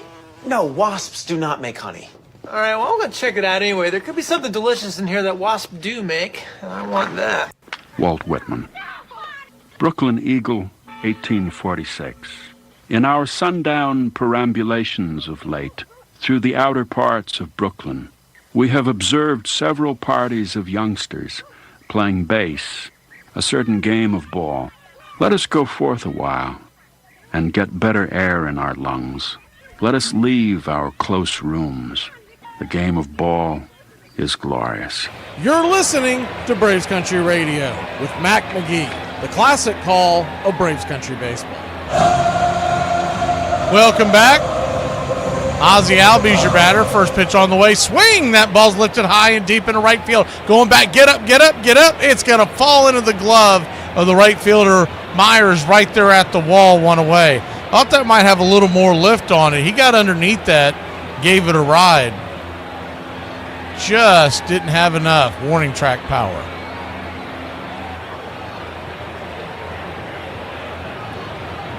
One pitch, one out. I know that part isn't shocking to you, but at least he hit it pretty well.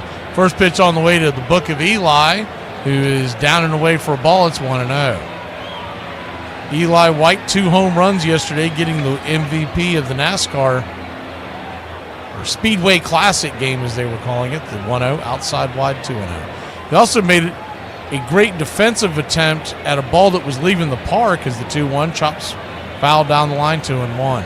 And without that defensive play, Braves may have lost that game. It was a 2-run game in the 9th, and he did just enough to get leather on it to knock it back into the field to play. It would have tied the game. The 2-1, swing and a miss, 2-2. He was undoubtedly the MVP of the game, but the big headline was that Herschel Waldrop pitched, and he pitched well in short notice. The 2-2, swing, lifts it high into center field. Fly ball, deep, but not nearly deep enough. Just to the edge of the warning track, 2 down.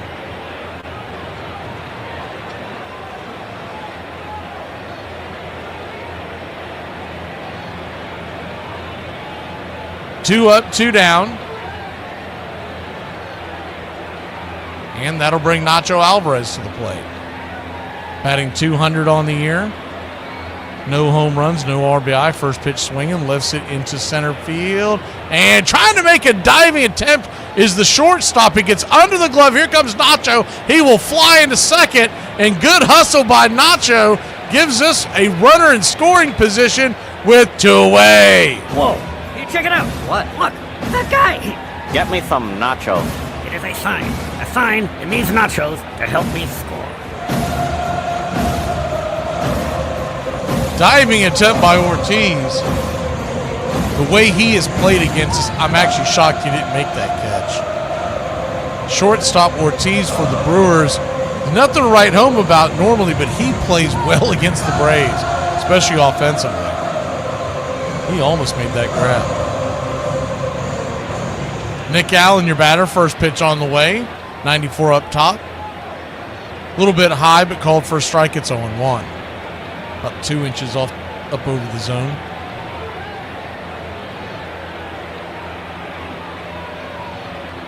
The 0-1. Check swing, foul down the line. 0-2. Nothing else. You are going to clear the number 9 hitter here. We all know that unless the Braves go on one heck of a torrid pace, we're going to fail to reach the postseason this year. You never know, but it would be fun to play spoiler down the stretch. The 0-2. Swing, pops it up. That's not the way to do it. Second baseman for the BREW crew, Terang, calls off everybody. He'll make the catch, and that'll end the inning. Nacho Alvarez gets on, but we can't get him across. We'll be back here in moments. The Braves, Brewers, 1-0 here in Hotlanta. Lose some weight. Oh, come on, Quigley. Will you don't give me that. Look at me, 92, and I still enjoy swimming and golfing and biking, all sports. Whoopee. That too. Come on, after all at your age, must be down to a handshake, huh? Yep, before and after. Look at that. The Hendersons are getting a new fence. Ah, who cares? They're swingers. I want a new fence. Need a home loan fast? At the American Bank of Los Santos, we'll help you get the debt you need to make life easier. We'll show you how to look richer and be poorer. You need to impress people fast, not in 20 years. It's only a risk if you get into money troubles or the economy changes. Call American Bank of Los Santos. Now that the kids have moved out and have drug problems of their own, maybe it's time to install a luxury marble wet bar. American Bank of Los Santos. Why worry about tomorrow if you look inadequate today? I love football. Who's your favorite player? I like them all. I like Aaron Rodgers. Never heard of him. He was the quarterback for the Jets. So is Aaron Rodgers. He tore his Achilles. So did Aaron Rodgers. Who else do you like? I like TJ Watt. Watt. Whatever. I also like Christopher McCaffrey. Christian. Really? Me too. I turned my life over to the Lord back in 2015. Memorize this one. What if God ruined your plans so that your plans wouldn't ruin you? That's so interesting that it would come out 90 feet. That somebody sat down, Mr. Cartwright or whoever, and said, hey, it ought to be 90 feet. It just sounded like a logical number. The fact of the matter is, in retrospect, if it were 88 feet, the game would be very different. Think of the plays at first base. Think of the double plays that wouldn't be completed on an 88-foot first base and second base. If it were 94 feet, we'd be throwing people out all over the place. Batting averages would drop remarkably. So if 90 feet was something somebody said, hey, that's a good number, that was a pick from heaven. Welcome back to Braves Country Radio. First pitch on the way from Eric Fetty is down and in. For a ball, it's 1-0. Righty-righty matchup. 1-0 right there for a strike. 1-1. 1-1 count. He'll kick and fire it. High chopper over the mound. Good play by Nacho Alvarez. He'll fire it to first. 1 away.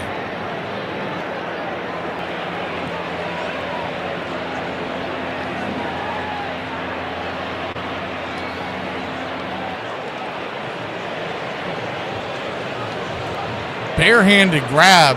Checking on both sides to see something because I got to thinking about this. This wasn't even intended. His first pitch on the way from Fetty to Ortiz is chopped over to third base. Excuse me, that's shortstop. Thought they were on a bigger shift than that. Allen will flip it to first. 6-3 in your put out. Quickly 2 down. Essentially what we have is we have BCR and BCR2 kicking right now. But what you may not know if you're not in both or haven't been in both, let's see, which one is this? So the original one is being shown with the action cam, and then the one that we did with the Houston game is being shown behind the plate. First pitch on the way is a sweeper off the edge. For a ball, it's 1-0. So for once, if you don't like one or don't like the other, you can just flip over to the other channel. 1-0. Just off the edge, 2-0. 2-0 count. Eric Fetty just 34 pitches. Cruising through the first for the lineup the first time, the 2-0. Misses wide, 3-0. Terang dropped a bunt his first time up. It's an infield single, very well-placed bunt. Second time through the order, the 3-0 pitch. Right there for a strike, taking all the way 3-1. If this works, we might do this more often. I've never even thought about this. They didn't think it was possible. I thought there would be an audio issue. The 3-1, right there for a strike, 3-2. And that will play into something that we'll talk about on Braves Country today. Fairly near future, something we're going to try in the offseason. The payoff pitch, swings, slaps it over towards third, and the running catch by Nacho He's back, baby. He's back. We'll be back in a flash here on Braves Country. Whoa, you check it out. What? Look, that guy. Get me some nachos. It is a sign. A sign that needs nachos to help me score.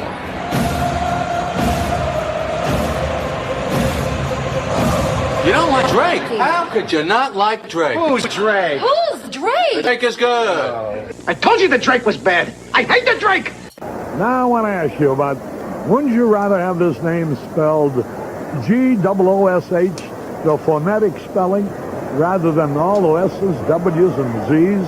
Gives him some character, though. G-W-O-S-D-Z is the spelling, but it's pronounced Goosh. Well, his nickname is iChart, and you can understand that. It's about 72 points on the Scrabble board. Well, then he ought to make a great umpire when he retires as a player. Pitch a bit low. Goosh, he's been around. I remember that name with other teams. He's been with Walla Walla, Reno, Amarillo, Hawaii, and San Diego. That evens a count, a ball, and a strike. Did you go to many games in Walla Walla? I like the name of it. It's one of my favorite towns. Do you know what Walla Walla spelled backwards sounds like? Allah, Allah. You didn't know that? No, I didn't. I learned something every day working with you. How'd we get started on this silly stuff? You just robbed a house. You have all this great stuff that now belongs to you, but you got this annoying pang of guilt nagging at you. Well, worry no more, because your friends at Cell Block Greeting Cards have the answer for you. Introducing our new line of petty crime thank you cards. Before you smash and grab one of our cards and leave it behind on your next heist. Choose from any of these fine heartfelt cards like thank you for the plasma TV, or thanks for the PlayStation, alcohol, and penny jar, and don't use your toothbrush. For a limited time, introducing I'm Still in the House. And many more sentimental petty crime thank you cards. Available at any back alley, shadowy parking lot, or armchair. Braves Country Radio, your home for the classic call of Braves Country Baseball. Welcome back, Jerkson. Profar comes to the plate. Jerkson hit a home run his first time up. A solo shot as the first pitch on the way is into the dirt. It's 1-0, and the repeats the same pitch right after that. Ball 2-0. 2-0 count. Just below the knees, man. He is pinching. That looked like a strike. We'll take it. 3-0. The 3-0 from Priester. That one did miss, ball 4. So Profar will head on down to the first base bag, and it seems like it's a jerk store kind of night. Well, the jerk store, Cole, they're running out of you. It's smart. It's a smart line, and a smart crowd will appreciate it. And I'm not going to dumb it down for some bonehead mass audience. First pitch on the way to Matt Olson is right there for a strike. It's 0-1. Took a sinker right there. Righty-lefty matchup. He grounded out on the first pitch he saw back in the first inning. The 0-1 just off the plate. 1-1. Austin Jones, your home plate umpire. Last time we saw him, it was just about like a week ago. He had an incredibly wide strike zone, and tonight he's pinching him. 1-1 count. Brings it. Swing, sizzles it back foul. 95-mile-an-hour sinker, about chest high, just got underneath it. 1-2. I don't even remember if we talked about it, but our pick to click tonight was Matt Olson. I don't think we ever got to it because of all the haywire. The 1-2, swing and a miss, strike 3. Got him. Cutter on the inside half. Went away. Set him up with those sinkers and came in with the cutter. For those of y'all not familiar with those balls, basically one acts like a two-seamer going away from the lefty. That cutter dives in. Drake Baldwin to the plate. First pitch. Swing. Lifts it. High into left center field. Going back on the track. Making the running catch in left field. For a loud out number 2 is Collins. Thought that might have a chance to get down, but just a little too much air underneath it. So 2 down quickly after Profar got on.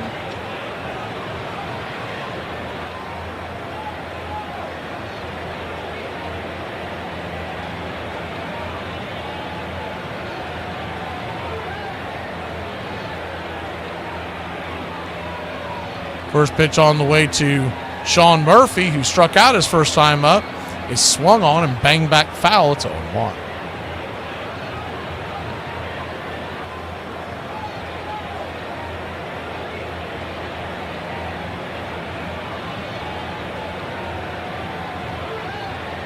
The 0-1. Swing, chops it foul down the third base line. It's 0-2.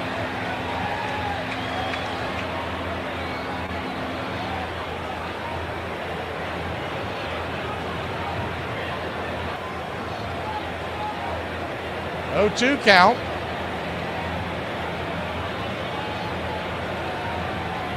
Priester, 36th pitch of the night. High and out of the zone. 96-mile-an-hour sinker. 1-2.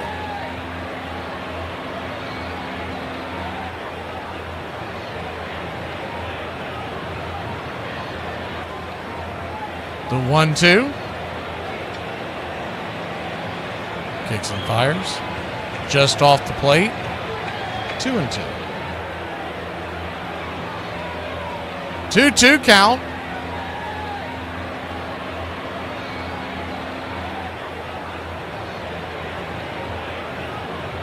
Swing, chops it over towards third. It's going to be a 5-4 put out, and that'll end the inning. Profar got on again, but no one could get him home. Braves lead at 1-0. We go to the top of the fourth in the heart of the order. Due up for the Brew Crew. This is the best tip for saving money as an adult. Lay the down and try not to move.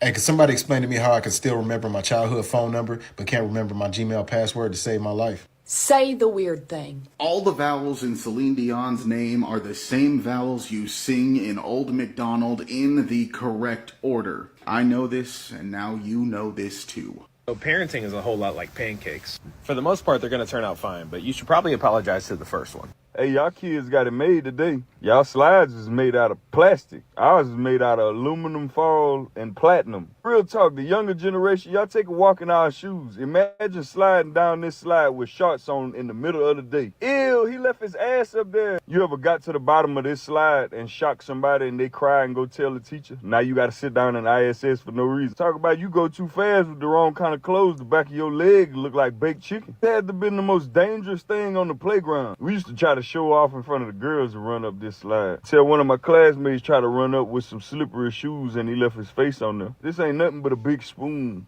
Commissioner Ford Frick was alarmed by all the big hitting that year. The Yankees had slugged an all-time record 240 home runs, and now he overreacted. He convinced the club owners to widen the strike zone to ensure that home runs did not come too cheaply. The result would be a golden age for pitchers.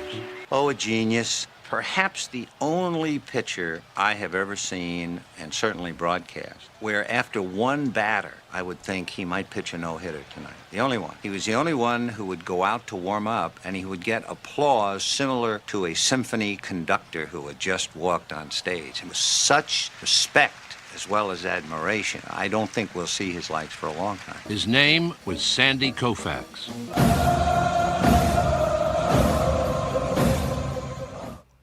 Welcome back to Braves Country Radio. Whether you're on BCR 1 or BCR 2, we're doing a thing tonight. First pitch on the way from Fetty is right there for a strike. It's 0-1. The 0-1 inside, 1-1. 1-1 count. And we dodged a bullet. The Astros are all over the Marlins. It's 5-0 in the sixth. Thought that'd be a pretty good matchup with Alcantara on the mound. He had one bad inning. He just spun out of control. The 1-1 up top misses, 2-1. He is under club control for a couple more seasons, and I'm telling you, the Braves ought to be aggressive in getting him in the offseason. The 2-1 swing and a miss. 2-2. Especially if he continues to struggle this year, you can buy low on him and really be able to reset. Man, that would be a rotation and a half if you could bring in Alcantara after this year. The 2-2, outside wide, full count. Not saying that he's necessarily the bee's knees right now, but when he gets back to form next year, before that injury, there weren't too many pitchers better in baseball. You put him and Sale and Schwellenbach and Strider, holy cow. Payoff inside, hits him in the elbow. Elbow's connected to the walk bone, and Contreras will head on down to first. Maybe that was because he's 9 for 16 with 2 home runs against him. He said, "You're wearing oh, I'm sorry, he just missed his elbow. It is right forearm. Thought he hit him in the padding on the elbow. I was about to say he might just be. I could be wrong, but I could have said I can't pause it and blow it up. But I'm going to try to take another look on the back end of this. No, it's not. I thought he had an Atlanta Brave logo on his elbow pad, Contreras. I don't know if he kept the same one from when he used to play for us. First pitch on the way is down in for a ball. It's 1-0. Looked just like it, but it's not. Looked like it was in gold, but I believe it's the Jumpman logo. 1-0 right there for a strike, 1-1. 1-1 count. Andrew Vaughn came over from the White Sox on June 13th, has been batting .373 with 24 RBI and 1130 OPS ever since. 1 run right below the knees, 2-1. I'm telling you, this Brewers front office is one of, if not the very best in baseball. They do more with less every year. Used to say the Rays have had a couple of down seasons. The 2-1, outside wide 3-1. The only thing I will say, if you're comparing the two, the Rays have an unfair hill to climb because they're in a much tougher division, especially financially every year. 3-1 count, swing, rifles it back, foul, full count. If you're the Tampa Bay Rays, you're fighting with the Yankees and the Red Sox, not to mention the Orioles and the Blue Jays, who all tend to spend money. You're the Brewers. You can hang around in there. Yeah, the Cubs spend money, but the rest of them really don't. The 3-2, swing hits it deep into the hole. Allen had to go deep in the hole to get it. He'll fire it to first. They say they got him. I got to see the replay on this. That was extremely close. 6-3 on your putout, and see if Milwaukee wants to challenge this. They're looking into the dugout now, and they do want to challenge it. I'm telling you, from the blind eye, it looked like he beat it, or at least a tie goes to the runner. It's always very difficult to see when you're this far away. You know something else that tells me the Brewers have a well-run organization? The guy that is, and I'm not sure who it is because he doesn't have a jersey on. Yeah, he's safe. The guy who's on the horn for the Brewers, talking to Pat Murphy, the manager of the Brewers, to tell him whether or not he should challenge or not. He is a young kid with glasses. I mean, he looks like they just hired him out of MIT. Meanwhile, the Braves always have like Walt Whites or something over there digging in his ears and on the phone. Trying to bounce back and forth these two different chats. I guess I might have to lay them next to each other. Here comes the call. Yeah, he is safe. So that is going to, he definitely beat it. He beat it. I mean, it's not even a quarter of a step. We'll call it an eighth of a step.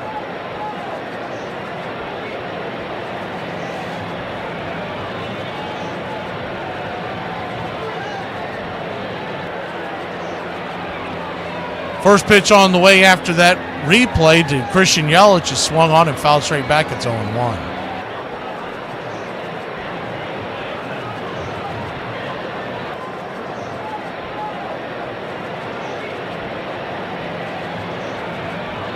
The 0-1, 94 right there on the intercut. 0-2.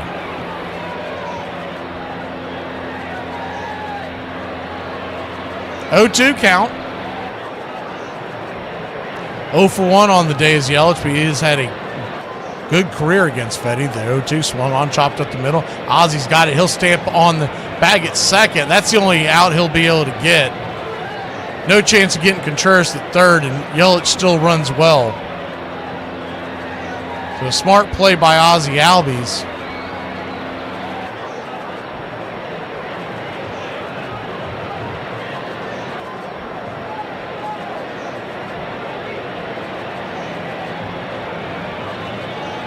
So runners on the corners now. One out, and Isaac Collins, the man who just won Rookie of the Month for the National League, stands at the plate. First pitch on the way.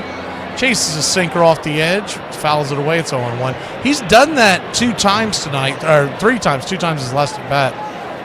I think Fetty can get him to chase off the edge.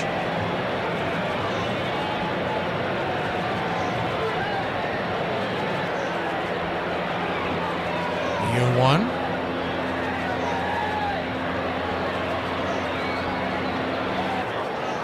Righty-lefty matchup. Collins, I believe he broke his bat, so he's getting a new one.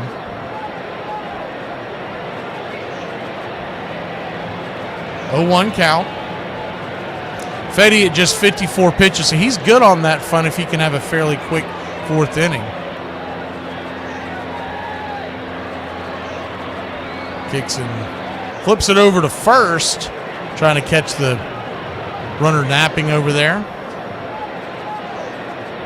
We could really confuse folks and start doing 2 games at once, just bounce back and forth in between each play. The 0-1 pitch, down below the knees, 1-1.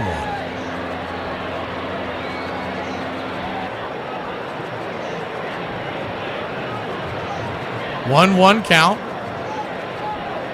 Yeah, it was an awesome game, Peter. I was able to catch quite a bit of it as the 1-1, right down the pipe, changeup 1 and 2. But I already made plans with the family that day, and it was weeks in advance. You got to realize, too, where my world is, that is the only Sunday I'm going to be able to spend with my wife until at least after baseball season. The 1-2, misses high, 2-2. Not 100% sure what our game plan is going to be with the radio on football on Sundays, so we're still working that out. But I know that was the only Sunday, other than the one right before the All-Star break, that I've spent with her all year long. 2-2 count. Pitch on the way to Collins, misses high, 3-2. And he's been calling that pitch high. He didn't do it this time. But a full count. Some of these umpires, and I've noticed this from Austin Jones, they'll get a little more technical on the strike late in the count. In the early part of the count, they'll kind of give you one, like the first pitch in this at bat. So a full count. Collins steps out of the box. So that answers your question there. Someone was asking me somewhere, maybe that was social media. Can you, is the payoff pitch? Swing! That ball's hammered down the right field line, going back on the track. That ball is gone. A hanger. Sweeper that didn't sweep it, swept across the zone, and the Brewers have taken a 3-1 lead. That's one of those sweepers. He wants that to bend down and in, and instead it just kind of flattened out, and the Brewers jump on top. Yeah, Peter, Eli was, I mean, he was, I'm one of the biggest Eli fans there is out there. I will say this, though. It is obvious that Brian Snitker does not like Jared Kelenic. First pitch on the way is a sinker, slapped away for a strike. It's 0-1. He was sent back down today, but there were several times in the week that he was up that he could have used him for defense or pinch running, and he refused to do it. We've seen Snitker do this before. The 0-1 misses high, 1-1. 1-1 count. Fetty kicks and fires, and the changeup is in the dirt. Ball 2-1. Braves 1, Brewers 3. Still a long way to go here in the 4th inning. 2-1. Pops it up. That should be out number 2. Skyscraper just past the second base bag. Nick Allen will fair catch it around the 45-yard line, 2 down.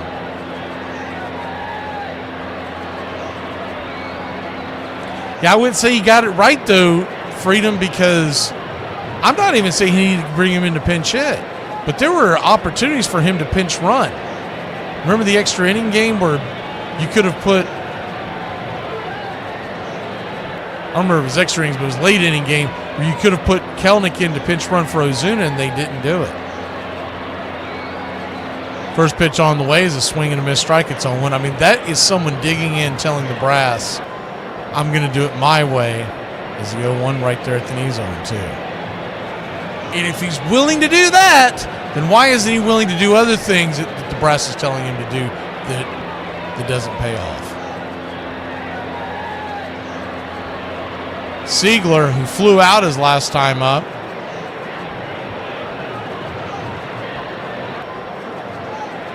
The 0-2, out of the zone, 1-2. Jonathan Ornelas is the man that came up for the 1-2, inside 2-2. Came up for Jared Kelenic. Little odd because we're now carrying, 6 infielders and just 3 outfielders? With Ozuna, Acuna on the mend. The 2-2 down and in, 3-2. So if there's an injury, I guess you would probably go to Luke Williams, who has played outfield. I believe Ornelas has played outfield, but he's not necessarily known as one. The payoff pitch, swing, chops it over towards Ozzie. Hard hit ball, one hopper into the glove, and he'll make the grab, flip it to first, and that'll end the inning. But not before the Brewers grab the lead. It's 3-1. Michael Harris II, who has been red hot, comes to the plate when we return.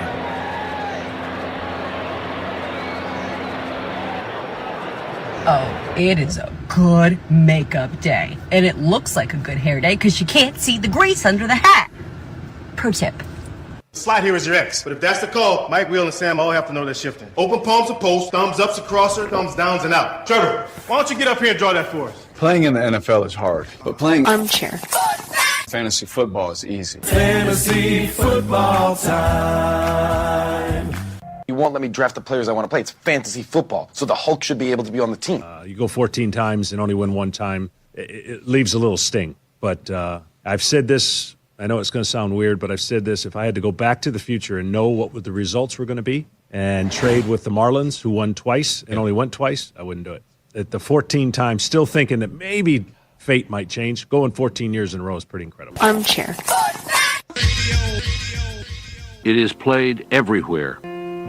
In parks and playgrounds and prison yards, in back alleys and farmers' fields, by small boys and old men, raw amateurs and millionaire professionals.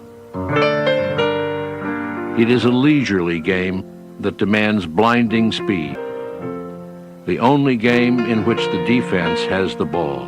It follows the seasons, beginning each year with the fond expectancy of springtime and ending with the hard facts of autumn. Americans have played baseball for more than 200 years. While they conquered a continent, warred with one another and with enemies abroad, struggled over labor and civil rights and the meaning of freedom. You're listening to Braves Country Radio with Mac McGee, the classic call of Braves Country Baseball. Welcome back. Trying to reset the screen on the other end. First pitch on the way is swung on and chopped over towards second. 4-3 put out. Michael Harris, one pitch, one out. Here in the fourth inning. You do have to wonder. Here we go. Looked like it was way behind. I'm trying to keep an eye on both. It's kind of difficult. I'm going to do this down the road like often. I'm going to have a second laptop to do this. First pitch on the way to Ozzie is outside wide for a ball. It's 1-0. Righty-lefty matchup. 1-0. Swung on, chopped deep in the hole over to second. It's going to be a 4-3 put out.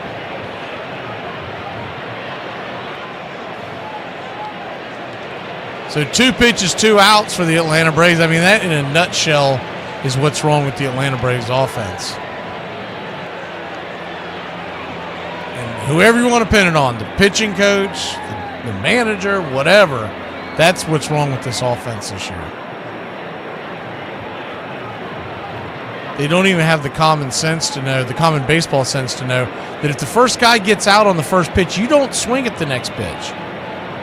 First pitch is right there, sinker at the knees, it's 0-1. Unless it's a cookie, I mean, you do not do it. And there we go, it's going to be a 4-pitch inning. Eli bangs it on the ground, and he made that close. Braves may want to look at that. That was extremely close. We're going to assume they're not and go to break, but if they end up challenging it, we'll be right back. I had a first date planned for Friday. I showered. I did my hair. I looked good. And then I sat in a restaurant for a half hour waiting for him, and he never showed up. He then called me 2 hours later to let me know that his dad was in the hospital. And then he called me after that to tell me that his dad wasn't actually in the hospital and that he lied. He then proceeded to leave me about 5 or 6 additional voicemails. It's been an hour, and I haven't really heard from you, which I don't think is very cool. I talked to my friends, and they said I should have heard something from you by now. Super honest with you, and I just don't think that it's fair that you're not calling me back. It's not cool, you know. Not cool. I'm starting to rethink things, and I don't know. If I don't hear from you in the next 30 minutes, I'm sorry. I just don't think it's going to work out. I'm up. Biggest pick of the draft. 5th pick, 6th round. TJ Hoshimazode. Yes. Lock it up. Who? What? TJ, how's vanilla? All right. TJ, who's your mama? Fantasy Rule 17. Know how to pronounce your draft picks. You mean TJ Hushmanzada from the Bengals? Put him on the board. Hoshimazole. Got it. Championship. Fantasy football time. Fans are on their feet, rooting for Jack Morris. And he takes a little walk, and you can understand it. He doesn't want to do anything in a hurry. A pitch away from a no-hitter. 1 pitch. He had a 2-2 to Lazinski, and then walked him. And he is 1-2 to Kittle. Got him swinging, and he has his no-hitter. Braves Country Radio, your home for the classic call of Braves Country Baseball. Welcome back to Braves Country Radio. First pitch on the way is swung on and lifted into center field, right into the glove of Michael Harris II. F8 in your scorecard, 1 away. You know the Braves are probably a tired team, so I understand that they're going to be swinging early in this game. All the travel that they've done and the delay and expecting to have yesterday off, and they didn't. But nonetheless, we've seen these 4-pitch innings way too much for the Braves in 2025. First pitch on the way to Ortiz, drops it down the line. That ball's going to just roll foul. Good job by Nacho Alvarez to let it go down the line.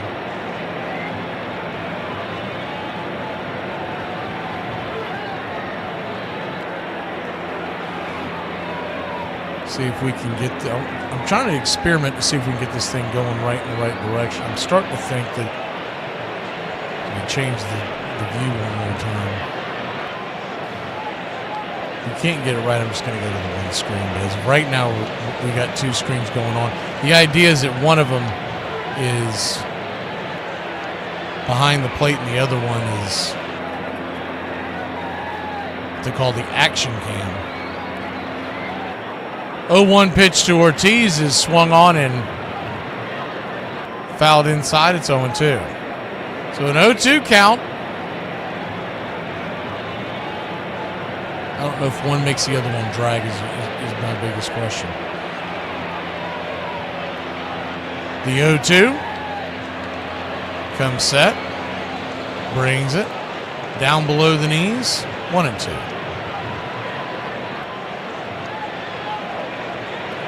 One, 2 count.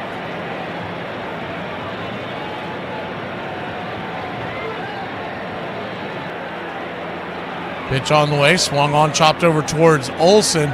Olsen will underhand it to Fetty. Fetty taps the bag, and there's quickly 2 down.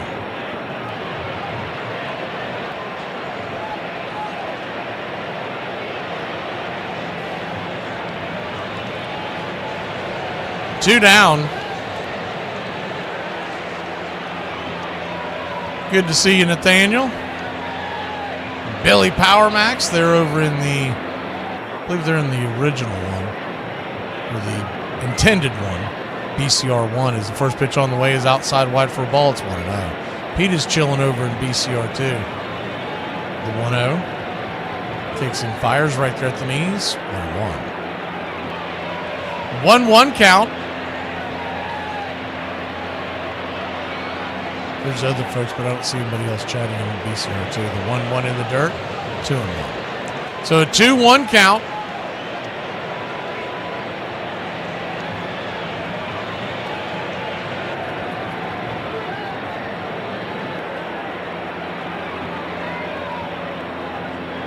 Fetty comes set and brings it. Swing! That ball sliced back foul. 2-2.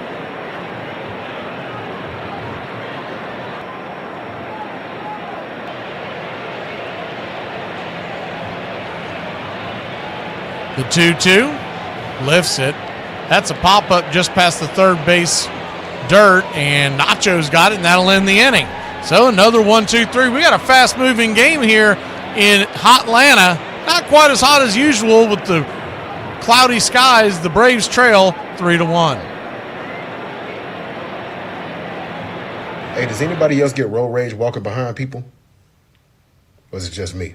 This is the career of Dave Winfield. He didn't reach his full height of 6 feet 6 inches until his senior year of high school. Most people know him as an outfielder, but in 1973 he was named All-American and voted MVP of the College World Series as a pitcher. Not only was he drafted 4th overall by the Padres, he was also drafted by the Atlanta Hawks, the Utah Stars, and the Minnesota Vikings. After being drafted, he was immediately placed in the San Diego Padres starting lineup. He never played a game in the minor leagues. In 1977, he appeared in his first All-Star game at Yankee Stadium. From 1982 to 1988, he drove in 744 runs and made the All-Star team every season. After signing with the Blue Jays, he became the 3rd oldest player to hit an extra base hit in the World Series at the age of 41. Next, he spent time with the Minnesota Twins, where he collected his 3,000th hit. He had a cannon for an arm, and no one dared run on him. This is evident by his 7 Gold Glove awards, 2 as a left fielder, and 5 as a right fielder. In 2001, he was elected to the Baseball Hall of Fame. He holds the distinction of being the first player to go in as a Padre. And don't forget, he wasn't afraid to charge the mound against Nolan Ryan. Swear if I could go back in time and tell the woman that stood up for our right to work, I would. Born and raised in a Jewish neighborhood in Brooklyn, he hadn't planned on being a ball player. In fact, he didn't really like the game that much. He liked basketball instead and wanted to be an architect. But the speed with which he threw a baseball attracted the attention of scouts for the Brooklyn Dodgers. They signed him at the age of 19 and sent him directly to the majors. His career did not get off to a promising start. For 6 frustrating years, he threw the ball with demon speed but little control, losing more games than he won. Then, in 1961, Norm Sherry, a veteran catcher, quietly told him he didn't need to throw so hard to get men out.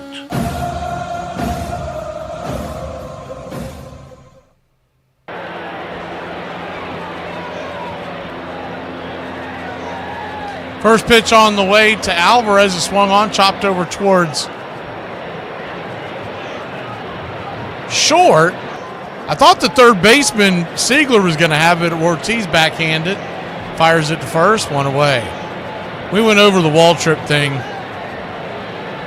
during Braves Country today, but for those of y'all that missed it, first of all, get it together. Second of all, the reason why they did it is because they're allowed to do it. First pitch on the way is a sinker up top for a strike. It's 0-1. He was an extra player added to the roster for yesterday's game. The 0-1, down and away, 1-1. So they kind of treated it like a double header. Now, originally the Braves had the man that's up right now, Ornelas, is the 0-1. Swing, chops it down the line, foul. We'll do it again. It's 0-2. And so they lobbied to get Waldrop to be able to pitch yesterday to change, because originally they weren't going to allow an extra pitcher. They were only allowing an extra batter. And the reason why they were doing that was because Major League Baseball wanted an offensive show. Well, then the rain happened, and the 1-2 misses high and outside, 2-2. and all the other nonsense that went on with that game. So Manfred finally caved and said, why not go ahead and, as the 2-2 fouled away, do it again. Braves lobbied, were able to add a pitcher, and that's when they brought Waldrop up. They drove him in a car 250 miles overnight. As the 2-2 misses high, 3-2. The Reds were able to change theirs, and they flew that guy in from Cincinnati, red-eye. The payoff, swing and a miss, strike 3. That's a nasty pitch by Priester. Probably the best pitch he's thrown tonight, 2 down. So that's why they sent him down, is because they could, and he's not going to pitch again for 4, 5, 6 days, right? So why have him up? And it didn't count as a move because it was a part of that special rule. Now, what we went over in Braves country today is the first pitch on the way to Profar is Priester's working faster than lickety-split. I think he's late for a damn flight. The 1-0. Swing, chops it over towards first. That'll go foul. Now, the reason why they sent him back down is we have a doubleheader on Saturday. And you're going to be able to expand the roster on Saturday. And if they want to put Waldrop out there, he'll be on plenty of rest. The 1-1 up top for a strike, 1-2. So he will most likely pitch the day game Saturday against the Marlins. Not necessarily in stone, but they could do that and it won't waste a move. The 1-2 outside wide, 2-2. Because remember, he has not been up. They have not expired an option on him. So it's kind of the game you're playing there in deciding whether or not you want to do that, or do you want to give him one more start. Is the 2-2, slices it foul. We'll do it again. And if they do that, then you could wait till September call-ups. Those do not expire any options. So that's the game that they're playing. But it'll be interesting to see if they keep them up. The 2-2, swing, pops it up down the right field line. Deep, but out of play. Profar was looking for his second home run of the night right there. That one went deep into the upper deck. So that's the reason why all that has gone down. So it's not like he was sent down as the 2-2. Off the plate, 3-2. He's just being returned to AAA Gwinnett because he was an addition to the roster. If he can't pitch for 4 or 5 days, is the payoff in the dirt. Ball 4. So Profar has been on base now 3 times. He's got a solo shot and a couple of walks. He'll head on down to first. So if it makes sense, if you know you're not going to use a guy, they're running out of you. For 4 or 5 days, there's no sense of having a starter. It's a smart line, and a smart crowd will appreciate it. Sit on your bench. And I'm not going to dumb it down for some bonehead mass audience. When you can use that for a reliever, because you don't have a day off again until next Monday. So that's the game they're playing right now. Now, by the time they get to Waldrop on Saturday, they may decide to keep him up, and at that point, they would either send someone down or release him. But I fully expect him to be back by Saturday at the latest. First pitch on the way to Olsen. He's outside wide. Did he miss the spot? He did. They said he went around. I don't know about that one. It's on one. Third base umpire Jansen Visconti said he went around. It looked like he barely even moved. The 0-1. 85 down below the knees. 1-1 count.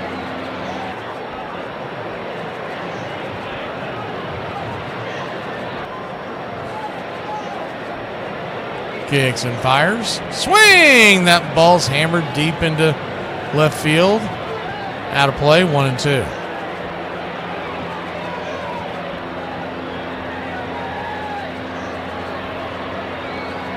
But try this another way, maybe tomorrow or later in the week, what we're doing with the 2 different channels, but with the different devices. The 1-2, down below the knees, 2-2.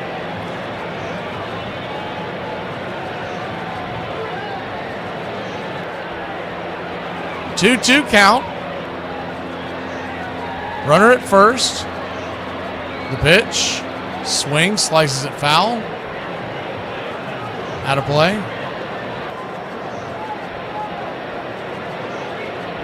They have another intern running the production again. Middle of that at bat, right, but just before the last pitch, they threw up end of the fifth, and they were starting to go to the break, and I was confused as heck. I was like, are they just foretelling the future? What's going on here? The pitch on the way, swung on, lifted back, out of play. 2-2 once again. Marlins have finally gotten on the board on game one that we had on BCR2.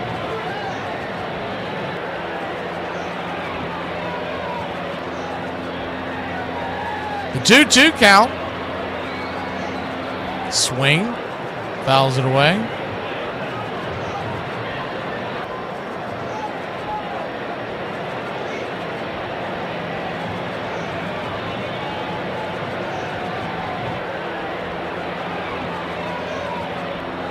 The 2-2. Comes set. Swing, chops it over the mound. Over towards short. Ortiz has it. Flips it to first. And that will end the inning. I know on your screen, if you're watching the Braves at home, it says 1 out. But I don't know who's running that board. But I'm starting to think it might be a couple of chimpanzees. We'll be back in a flash here on Braves Country. When people say they don't like me, I put on glasses. to see if I give a you may know. So Dale Murphy bats. He ripped a double to right center his first time. 2-1 Atlanta in the third inning. Deep right field for Murphy. Strawberry has gone as far as he can go, and it's out of here. Dale Murphy. Murphy at first. Murphy drives it. Deep left field. You can kiss this one goodbye. How far will it go? Murphy is at 2 today. 11-1 now, and there won't be 37,000 fans here when this inning is over. Why do you call petrol gas when it is literally a liquid? So you don't like us calling petrol gas, huh? Remind me again, what do you guys call cigarettes? Wait, in the Brits' defense, yeah? I've got nothing. In America, you would say, I'm going to smoke a cigarette. If, what we would say in the UK, I'm going to smoke, if you said that in America, woo! Chill out, America.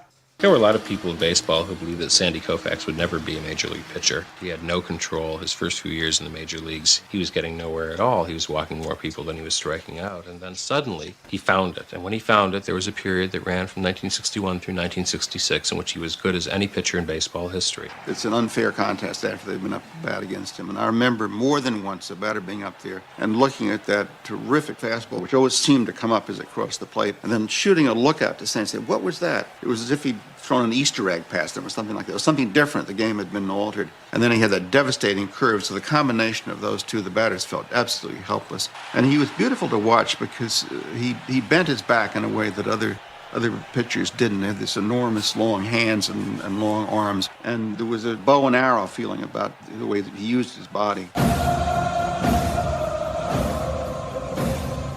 Welcome back to Braves Country Radio.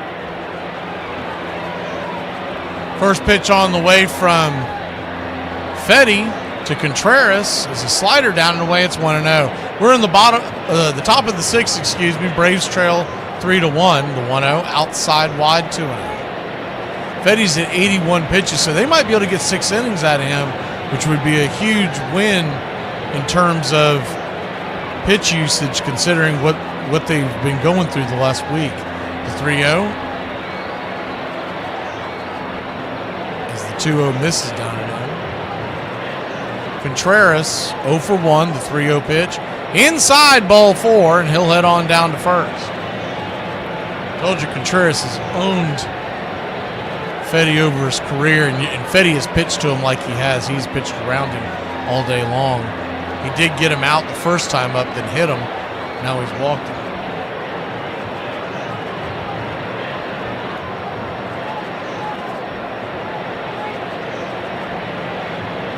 And Krantz is going to go out there and talk to Eric Fetty. If you're just jumping in and you're wondering what's going on, if you're like, why is there so we originally were bringing you the the Marlins Astros game because of the threat of rain. I kept it going just because I was experimenting, and we started the Braves game once the Braves started. So we jumped from the play-by-play there to there. So what you have now is in one channel, you've got the view behind the plate, and the other channel, you have the view from up above the action cam so you can see the defense. So you can bounce back and forth. We're going to try to let it go as long as the technology will allow it. First pitch on the way after the pitcher's mound visit from Kranitz is a sinker down and away. Called for an inside strike. It's on 1. Andrew Vaughn, who's 1 for 2, singled in the 4th. He's been red hot since coming over to the Brewers. The 0-1 inside misses. He was once one of the biggest prospects in the Major League Baseball and top prospect in the White Sox organization back when the White Sox were looked upon as the new young team to beat. It's 1-1 down and away, 2-1. Just before the pandemic that they started bringing guys up, and it just never came about. All those prospects ended up fizzling out. 2-1 count. Kicks and fires. Swing, pops it up. High in the sky. Michael Harris is underneath it. He'll make the catch. 1 down. So I've tried to change the name of it so you're aware of where you're at. So the one that says Atlanta Braves, what does it say now? I tried to make it as -1 action cam. That's the one that we originally had to do this game if there was a rain delay. There never was. And on the other one, it says Braves Brew Crew BCR 2. That's going to be it for Fetty. We'll be back in a flash. The Braves trail 3-1. We'll go to the pen. 1 on, 1 out here in the 6th. On this date in 1881, with his team already ahead in the 8th inning, 5-0, White Stockings, later known as the Cubs, outfielder Abner Dalrymple becomes the first player walked intentionally with the bases loaded. Buffalo Bison's right-hander Jack Lynch gives up the run-producing free pass in an eventual 11-2 victory for Chicago. On this date, 1907, Washington Center's 19-year-old rookie right-hander Walter Big Train Johnson makes his major league debut, losing to the Detroit Tigers 3-2. Ty Cobb gets the first hit off the future Hall of Famer with the bunt single, who will finish with 417 wins, 279 losses, a .599 career mark, a record that will compile an ERA of just 2.17 during his 21 years as a big leaguer, all with Washington. And on this date in 1979, Thurman Munson dies when the Cessna Citation, a jet he is learning to fly, clips a tree and crashes 1,000 feet short of the runway at Akron-Canton Regional Airport. 32-year-old New York Yankee catcher took lessons over 2 years to get home more easily on off days to be with his family in Ohio. And that's your Braves Country Radio on this date in baseball history. Find us on YouTube and Facebook today. Welcome back. And the Marlins are putting a little scare into the Houston Astros. It's 6-2 now, and the Marlins are batting. We're waiting for the pitching change here in Atlanta.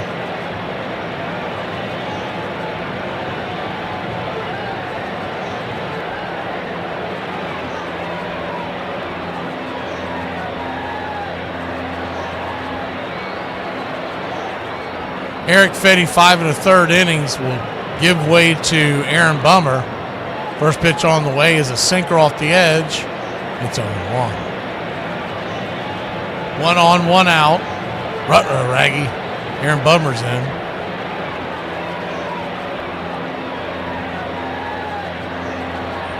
Brings it. Right there at the knees. 0-2. So an 0-2 count. Christian Yelich 0 for 2 on the day with a pop out and a fielder's choice. Bummer trying to keep it right here. Double play would get us out of the jam, the 0-2. way outside, wide 2-2.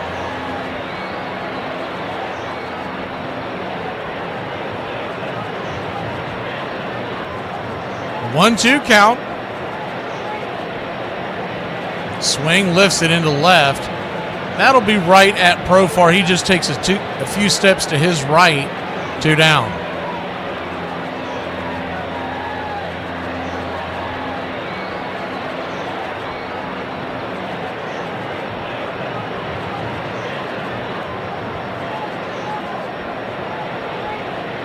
One on, 2 down. Bummer.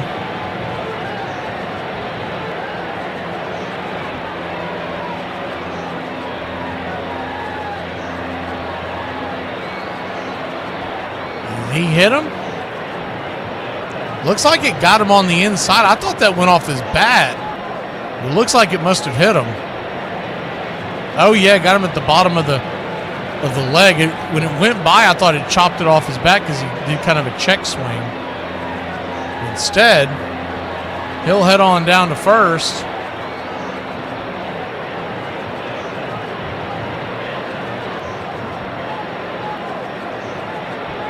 First pitch on the way is 91 miles an hour off the outer edge. It's 0-1. The 0-1. By the way, Priester, the starter for the Brewers, he is at 69 pitches, so I would think he would come out for the 6th. The 0-1 up top for a strike. It's 0-2.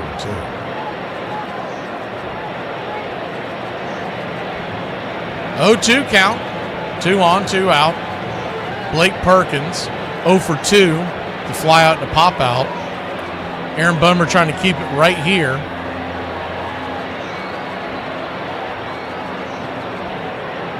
The 0-2. Spins off the mound. Chases the runner back to second.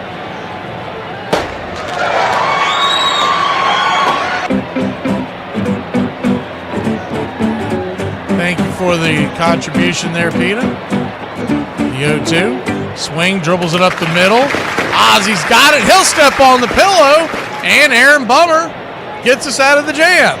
Braves keep it right here at a 2-run game. And the heart of the order's coming to the dish when we return. Looks like you got some stuff going on. Want to tell me what you did? Want to tell me who you did? Was it a boy? Sometimes you need to take the opportunity just to come out and see a full moon is that complete rounded circle, which is made up mostly of gases. The question is why or how could we as humans live on the moon? Are the gases such that we could do that? The sun is a mighty powerful heat that is almost impossible to go near the sun. The moon is more manageable. We'd like to know from you how you think it's going so far. I mean, I think it's off to a great start. I feel like I'm overqualified for this position, if I'm being honest. And I like the team, but I think I have trouble with Amanda. I feel like sometimes she can just be such a I don't. Okay, so Amanda's sitting in on this. She's right here, Brian. Oh, hey, you. I was just talking about our client, Amanda. I don't think you have any clients named Amanda. I don't think you have any clients at all. He had a way of tipping off his pitches. If he was pitching a fastball from the windup, he'd have his elbows out like this before the pitch. And if he was going to pitch a curveball, his elbows would be tucked in against him. So every batter knew exactly what he's going to be doing. Of course, the pitches were so good it didn't make any difference. They couldn't hit either one of them. Lead him 4-0. Here's Mickey Mantle. Now the windup by Sandy. He delivers. It's a strike call. The 4th straight strikeout for Sandy Koufax. Casey Stengel believed him the best pitcher in baseball history. Forget the other fellow, he said, meaning Walter Johnson. You can forget Waddell. The Jewish kid is probably the best of them. No hits, no errors, and nobody left.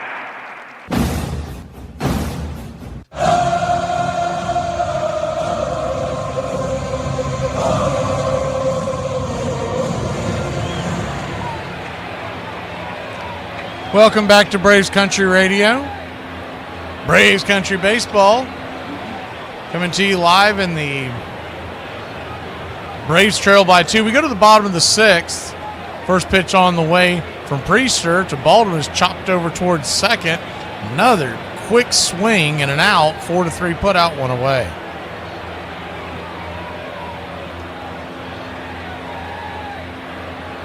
That just goes back to what we were talking about earlier.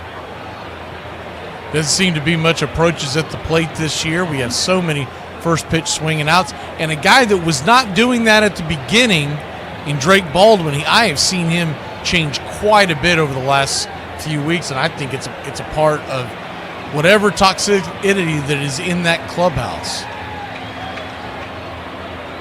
You have basically idiots telling him to swing early and often.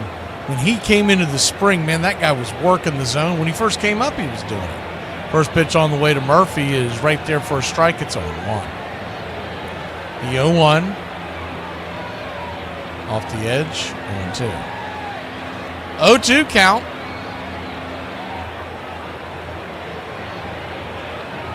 Brings it outside wide. 1-2.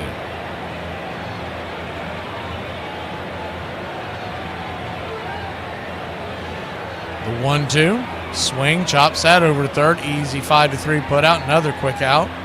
2 down.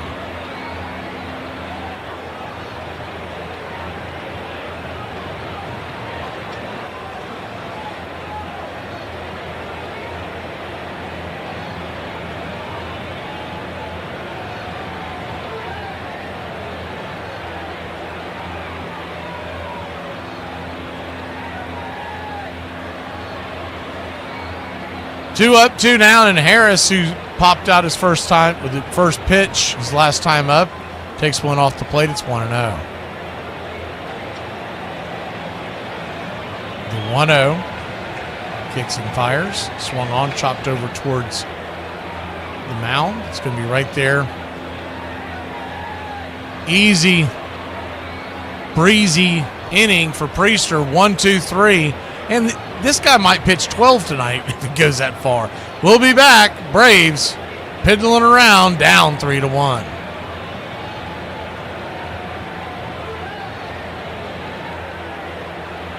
I just want to say to the school teacher that said I wouldn't turn out to be any more than a construction worker and an alcoholic, man, you, that was a lucky guess. Girl come downstairs, she come out her apartment with her baby with no shoes on. I said, oh, girl, it's cold outside. She said, something ain't right. I said, oh, man. She said, oh, man, the building is on fire. I said, no, what? I got my 3 kids and we bounced out. We ain't gonna be in no fire, not today. Major League Baseball banned the 2 fans indefinitely who interfered with Mookie Betts in the World Series. What are your thoughts? Do you think it's too harsh? Believe it or not, we use the word cancer as a medical diagnosis because Hippocrates thought the tumors looked like crabs. In 1937, a man tried to find seats for himself and his wife on the Hindenburg, but there were none available next to each other. They took a plane home instead. 2 years later, the man, Martin Goodman, went on to create Marvel Comics. Daniel Day-Lewis, on receiving his 2008 Oscar presented by Helen Mirren, who won an Oscar for playing the Queen, said, "That's the closest I'll come to ever getting a knighthood." He was knighted 6 years later. I just did my own taxes. I got online and used some kind of turbo quicken thing, and I'm going to get a lot back. But I may be in jail by next week. I think we played 174 ball games this year. That's the first time we got beat in the 9th inning. I thought the guy was out at first base.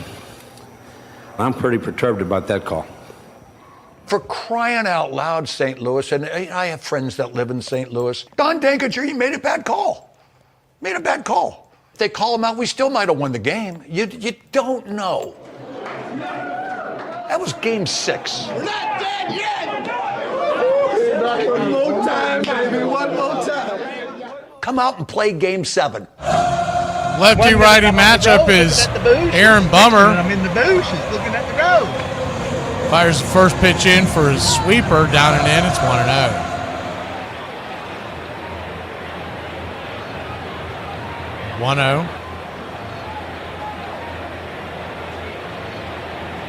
Right there for a strike, 1-1. 1-1 count.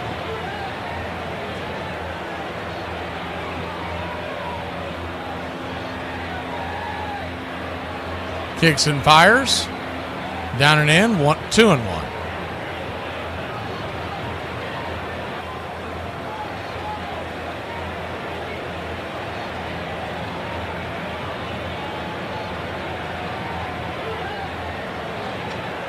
2-1. Swing, chops it over towards short. Allen's got it. He'll flip it to first. 6-3 put out. One away. One down.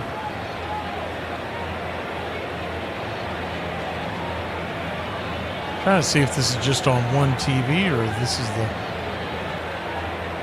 It's... My camera's frozen up. Might have too many things going on at once here in the studio. One down. Lockridge, the batter. First pitch misses for a ball. It's 1-0. 1-0. Right there for a strike, 1-1.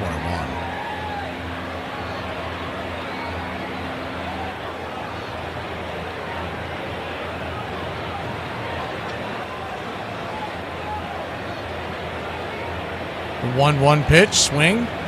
He'll knock it over towards first on the one hopper. Olsen grabs the bag. 2 down.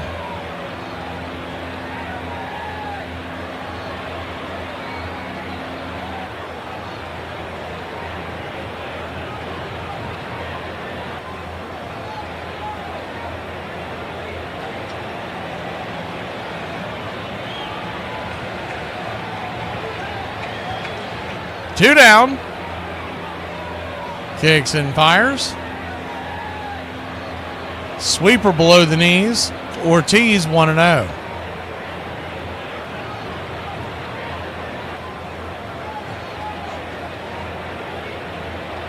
The 1-0. Inside 2-0.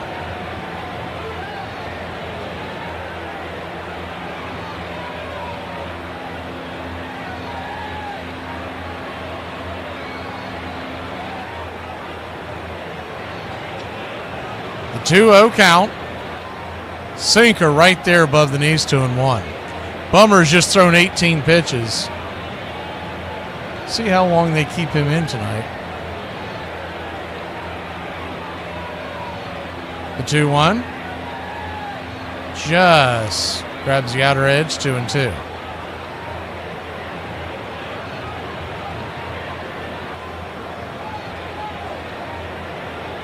You'll see a different way of them manipulating is the 2-2. Swing and a miss. Strike 3, that'll end the inning. I'll try to finish that thought when we come back. Bottom of the 7th we go. Time to get up and stretch Braves country. All right. I can't see you. Let me hear you. All right.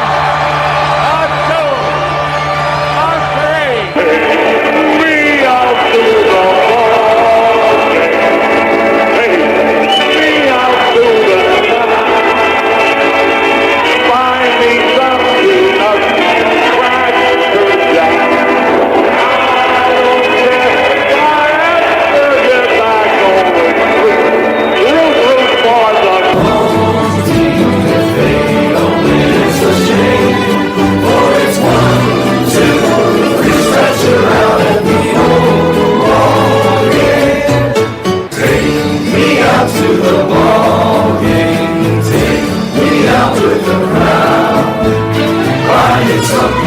and Cracker Jacks. I don't care if I ever get back. Let me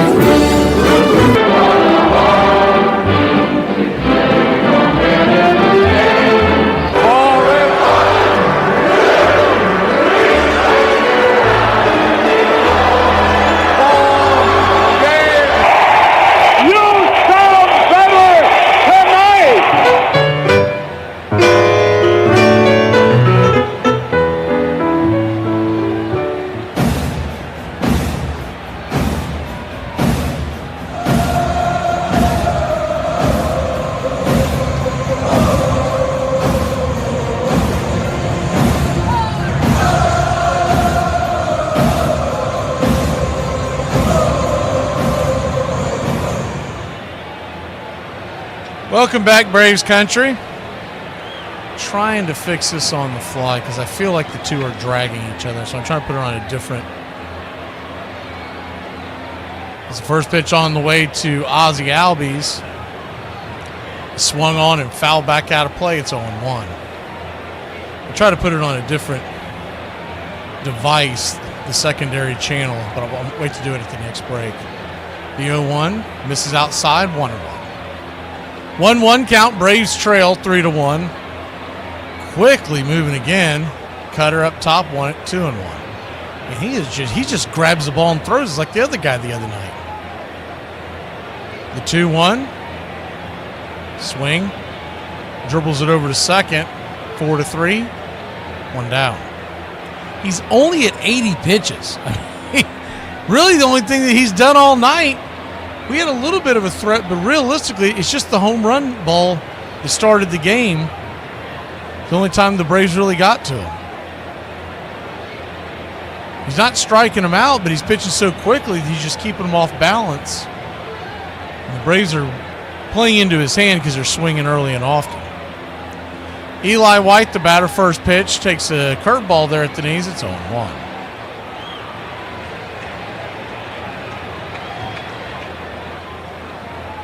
The 0-1. Swing and a miss. 1-2.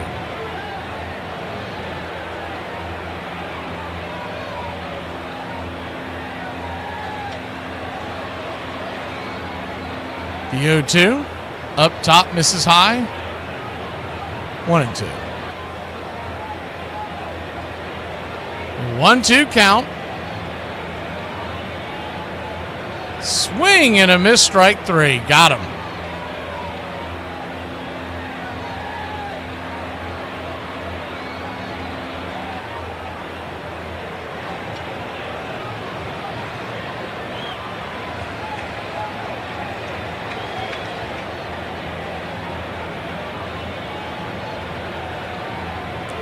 First pitch on the way to Nacho Alvarez is sinker up top. It's 0-1.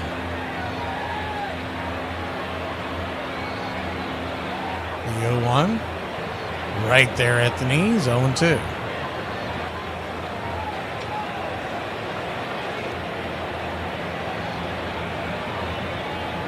The 0-2.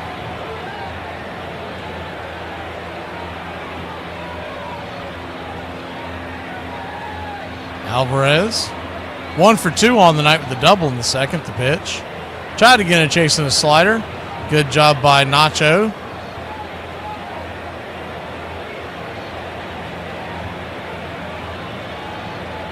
The 1-2 outside wide, 2-2.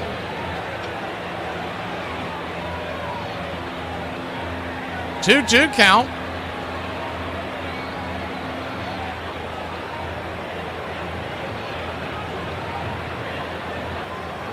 The pitch nowhere near the zone. Sinker misses, ball 3. He's at 89 pitches. He lets the runner on. We'll see if they'll keep him on. They may go grab him. The payoff pitch by Quinn Priester. Swing, pops it up. That'll be a lazy fly ball into center field. Gave a little bit of a ride, but not nearly enough. We'll be back in a flash. 8th inning we go. 8th inning, Braves country. Let's get it.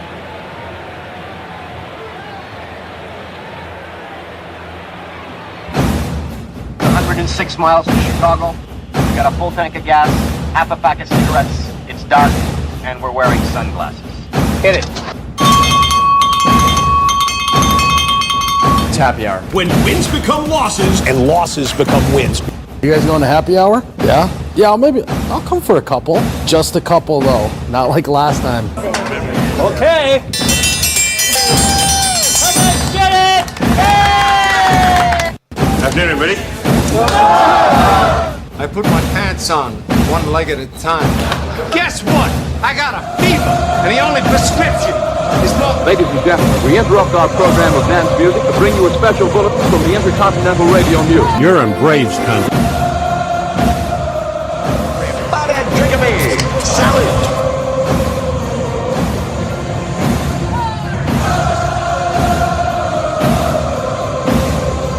They're making it laws where you can't drink when you want to. Pretty soon we're going to be communist country. Oh, yeah. For me and the Lord, we gotta understand it. We're on a mission from God.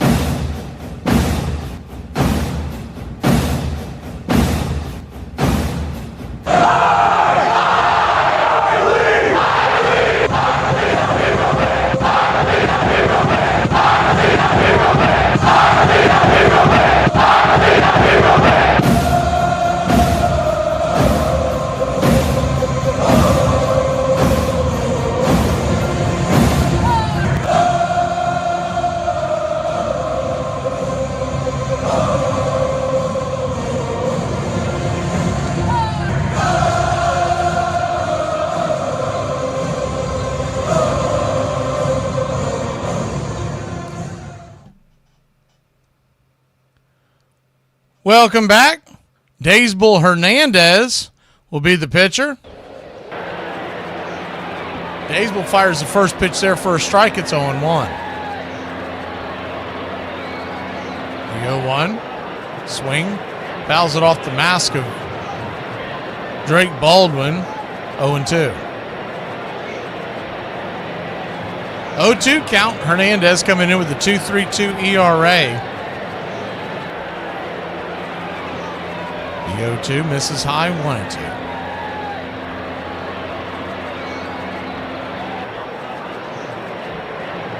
One-two count.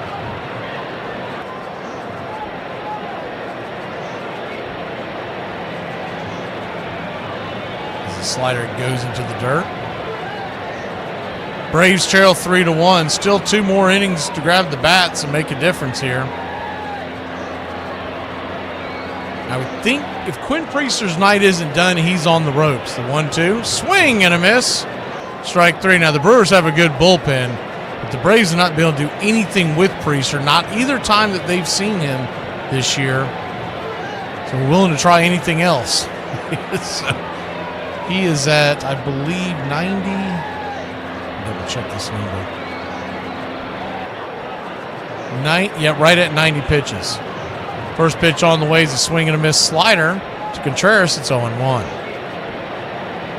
This game is humming along here. We're in the 8th inning. It started just under 2 hours and 45 minutes, or 1 hour and 45 minutes ago, excuse me. 0-1, down and away, 1-1. Expected the Braves to be kind of going through the motions and swinging the bat early because of the weird thing that they've been through the last few days, Bristol and Cincinnati and all that nonsense. It's 1-1 down away, 2-1. This game is huge for the Brewers. They've been kind of giving. Nobody gives away at bats like the Braves, but they haven't exactly been working the counts all night. The 3-1 after the 2-1 misses down and away. He's really trying to get him to chase that slider off the dish.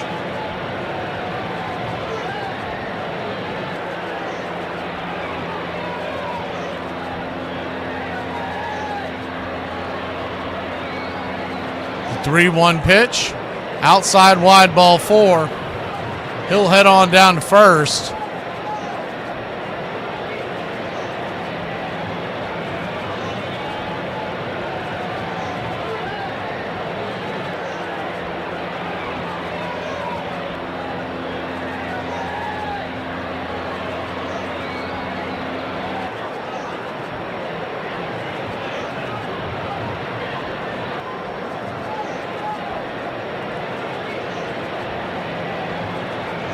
Andrew Vaughn, the batter, takes the first pitch for a ball. It's 1-0. Righty-righty matchup, the 1-0. High and inside, 2-0.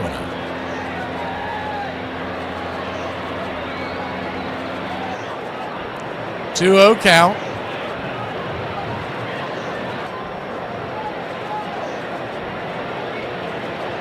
And Drake is going out there to talk to Hernandez.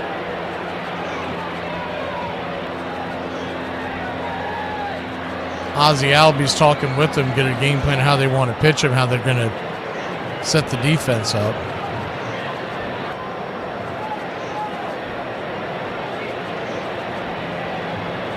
Andrew Vaughn 1 for 3.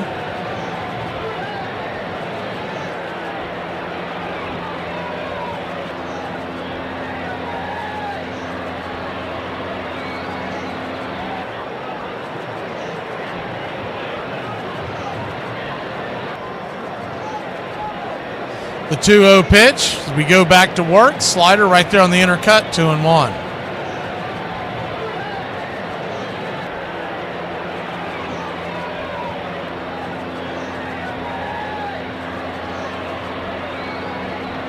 Pitch on the way. 97 miles an hour. Did not get the call. 3-1. Really pinching him now. That looked like it hit just a part of the edge. Vaughn, 1 for 3 with the single in the fourth. The 3-1 right there for a strike. Full count.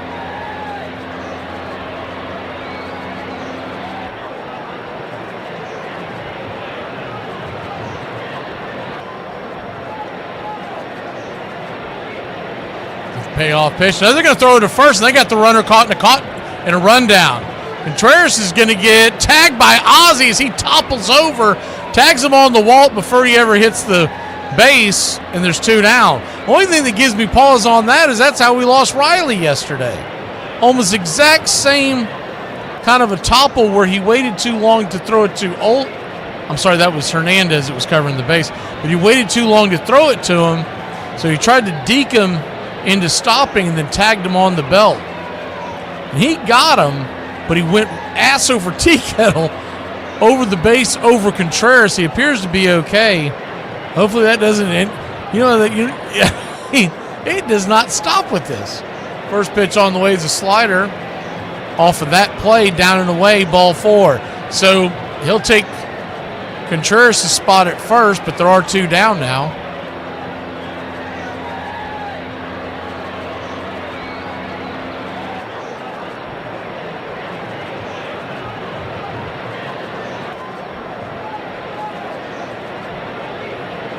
First pitch on the way is a 4-seam fastball. He did not go around. It's 1-0.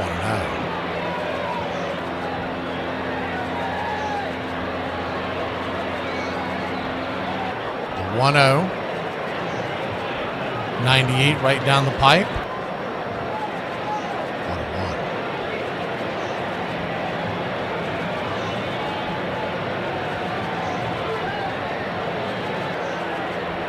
1-1, sawed off foul down the line, 1-2. Well, 1-2 count.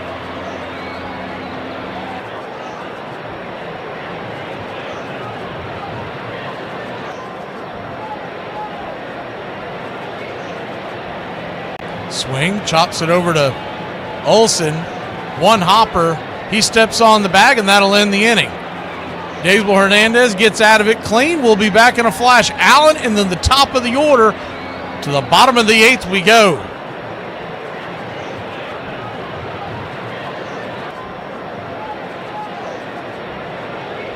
Five kids, 4 of them have problems today. That's what's wrong with me.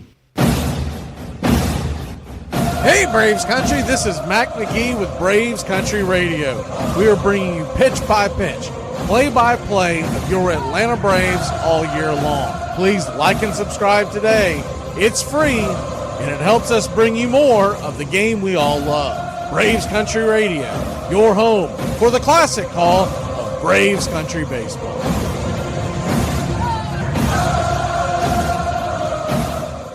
But, I want to say one thing in all seriousness. I feel sorry for you people that don't drink. I mean it, because when you wake up in the morning, that's as good as you're going to feel all day.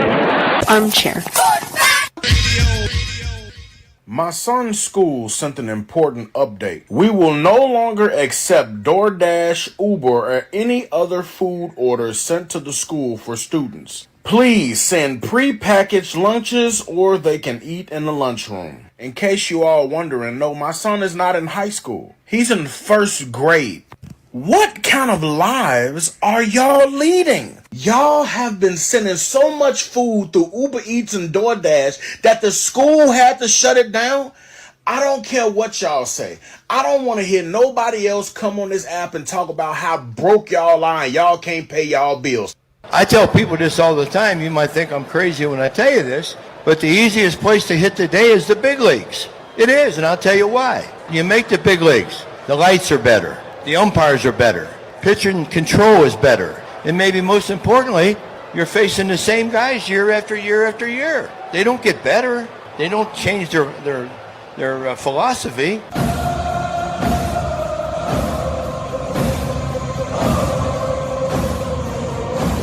Well, that's going to be it for Quinn Priester. They are in the bullpen, and it's Uribe coming to the bump. So the book is closed on Priester. Wasn't dominant. I mean, he did strike out 4, but 7 innings of 2-hit ball. The Braves were swinging early and often and dribbling the ball all around the infield. First pitch on the way is a pitch in the dirt to Marcell Ozuna, who's pinch hitting for Nick Allen. It's 1-0. The 1-0. Outside wide 2-0.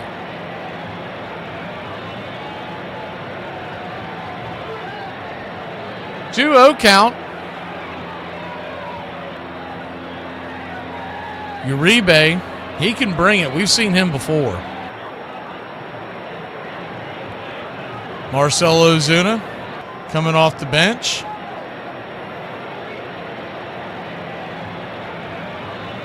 Doesn't get as many at-bats as he has in the past as the 2-0. Inside 3-0. Still gives you quality professional at-bats. So if you think about the big picture with this, it's incredibly boneheaded to not give Ozuna at-bats because it's a 3-0, right down the pipe, 3-1. It's a free agent. So let's say you wanted to re-sign him. Well, he doesn't want to come back, play for a team that doesn't give him any damn at-bats. And if you want to let him go and put the tag on him, which they most likely will, then you're trying to entice teams to give him a contract, and you're hurting his overall statistics. So the whole thing doesn't make any sense. If you weren't going to trade him, you got to let the guy play. Because Sean Murphy is extremely streaky, so just let him bat when he's behind the plate and let Ozuna go. I'm not saying he's got to get all 6 days every week, but give him at least 4. The 3-1, right down the pipe, 3-2. And I know what they're trying to do. They're trying to say, well, we want to see how this will play out for next year. But what you're doing is you're hurting your asset. The payoff pitch. Uribe brings it. Swing! Fouls it away. We'll do it again.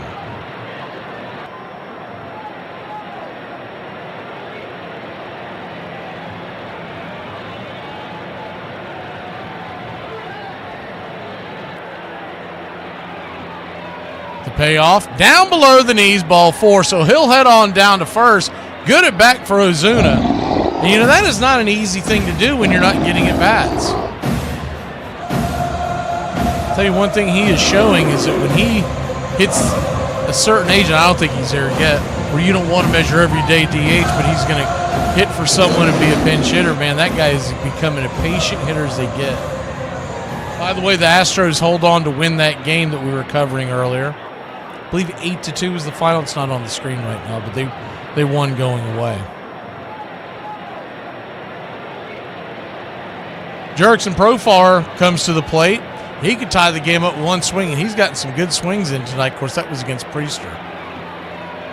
First pitch on the way, swing and a miss. It's 0-1.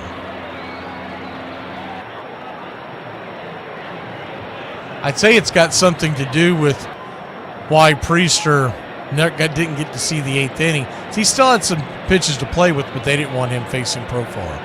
The 0-1 fouls it back 0-2. For whatever reason, Profar sees him well.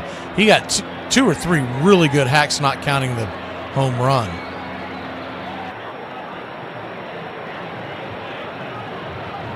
(0-2) count. Tying run at the plate.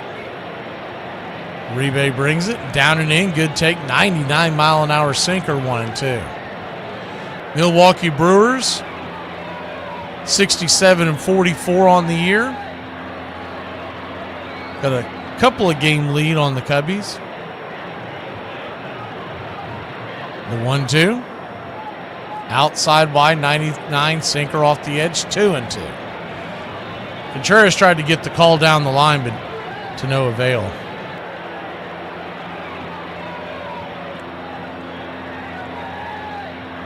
2-2 count. Brings it. Caught looking, strike 3. 99 sinker at the knees. Profar didn't like it, but it was 100% a strike. Went away. Got the bottom half of the zone.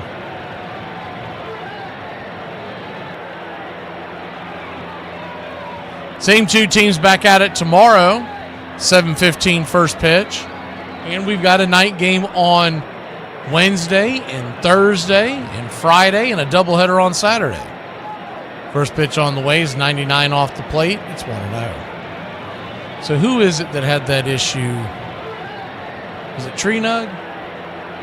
We make it easy this week. 7:15 all the way to Saturday. There is a doubleheader. It starts at 1.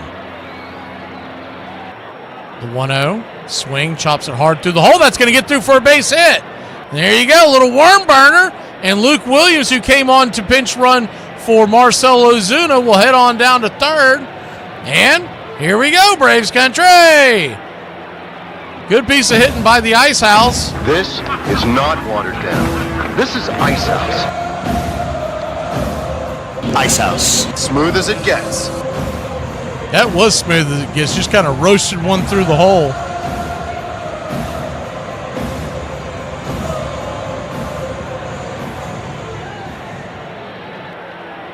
Drake Baldwin, the batter.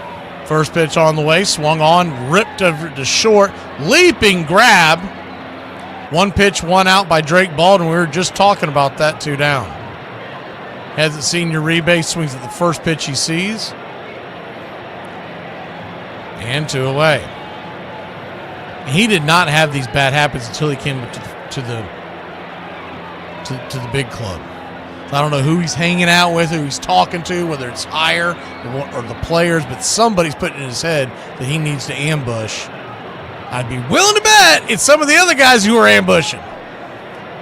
Sean Murphy, the batter. That's one of the things I loved the most about him when he first came up. Even in spring, you would see him fight pitches off. You would see him just make real professional at-bats, and we haven't seen that in about a month. First pitch on the way to Sean Murphy is right there for a strike. It's 0-1. His batting average is still decent, but he hasn't been doing what he was doing when he first came up. The 0-1. Of course, remember, he started off so hot, he's batting set 279 now. The 0-1 to Smurf. Swing, lifts it, high and deep. Going back on the track, get up, get up, get up. It's going to fall at the warning track into the glove of Perkins for a loud out number 3. Smurf gave it a ride, but that was it. We'll be back in a flash. The Braves, Brewers, 3-1. We go to inning number 9. America is a nation that can be defined in a single word. I was going to put him 1-1 pitch. A long drive to right. Ramirez turns to the track. She's gone. Dave Justice, all is forgiven in Atlanta. Baerga is 0 for 3. Left center field. Grissom on the run. The team of the 90s has its world championship. God would never let me be successful. He'll kill me first. He'll never let me be happy. I thought you didn't believe in God. I do for the bad things. The ref wants to fight. See him? He's like, fight me. It's offsides. Right, they're on his side. He's like, oh. No, he's calling offsides. Oh, I didn't know. Cussing. No, it's a false start. Oh, false start. Same thing. It's not the same thing. Oh, okay. It's my first time. Look, power to the people. 4th down. Oh, 4th down. I mean, that's 4th down. Yeah, that's 4th down. Illegal hair pull. Illegal substitution. Nose punch. Face mask. Illegal leg stretch. You can't stretch. Roughing the kicker. Do you even watch football? Yeah. Are you sure? Yeah. This is for an NFL record 66 yards. On its way. Look, he's so mad he just kicked the ball. It's a field goal, Derek. Ref's like, why'd you kick the ball? If I was the ref, I'd probably go talk to him. I'd probably be like, you can't just be kicking the ball because you're mad. And I don't give a damn who you are, how much money you got. You're going to make 7 out of 10 outs and go to the Hall of Fame. What others, is it LeBron James shoots 3 out of 10? Are we buying that 26? If Tom Brady completes 3 out of 10, are we buying that 12? No. So, just accept the fact. I made 10,000 outs. I did Reggie Jackson's radio show about an hour ago. I made more outs than he got at bats. And he was the first to tell me that, by the way. Smart ass. He told me it was Mr. October. I said, Reggie, listen, I was Mr. April, May, June, July, and August, and September.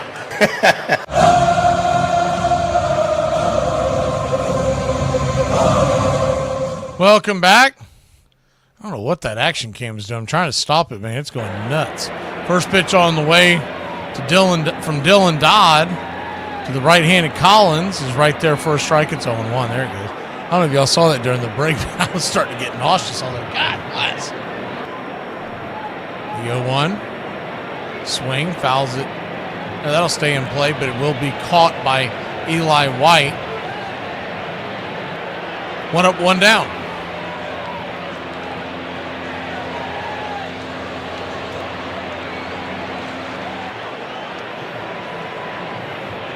If any of y'all play MLB The Show, the other night I was playing and I had the road to the show. And you can play with your player to try to get into the bigs. Is the first pitch on the way. It is right there for a strike. It's 0-1. So my guy was in the AAA, got called up to the majors, and what they do is they make you have a conversation with Snicker. And I was looking for the option because it gives you an option to answer to him or whatever, give him an answer as he's asking questions. It's all AI computer generated. Is the pitch off the plate 1-1. And I was looking for the option. What do you want? The 1-1 down and into 1-1. I was excited. My guy got to go to the show, and then I was like, oh man, he's got to go talk to Snett now. 2-1 count. Because in the Dynasty League I've already fired him and replaced him with another manager. 1 down and 3-1. 3-1 count. I know that will not make Iron Lung happy, but that's just where I stand. I said what I said. 3-1. Inside. Did he go around? It didn't look like. Oh, they said he did. Wow. 3-2. I have to see the side view of that. We'll take it. That pitch missed well inside. I don't see anyone giving a side view. I'd say the Braves aren't doing it because they don't want you to know. The 3-2. Banged on the ground over to third. 5-3 put out. 2 down.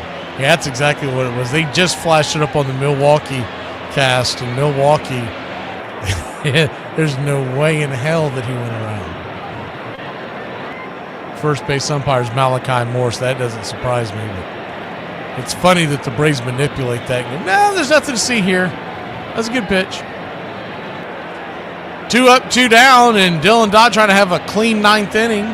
First pitch on the way is a cutter swing and a miss. It's 0-1. I'm telling you, the Braves are going to have some pieces to build off this bullpen. They're going to have to go find a closer. They got to fix that. But you look at 2026, what this bullpen's going to look like is the 0-1, down and away 1. They're going to have a good 4 to 5. Now, I'm assuming Joe Jimenez comes back, and maybe he's the guy you go to closing. But you're going to have a good 4 to 5 solid pieces to start the bullpen off when you hit free agency. Dylan Dodd's one of them. The 1-1. Swing, chops it foul, 1-2.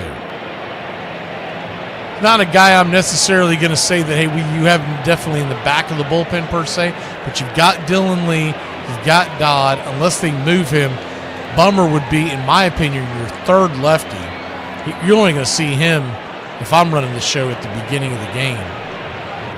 And I'm bringing him in a clean inning. All we were told was that is the 1-2, pops it up.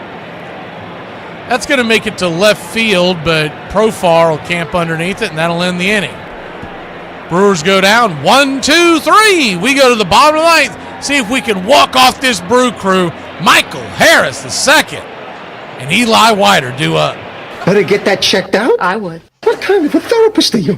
I'm telling you, I'm scared that something terrible is going to happen to me right away. You start looking for tumors? I'm trying to help you. I bet you're rooting for a tumor. I think you better go. Oh, I'm going, baby. I'm going.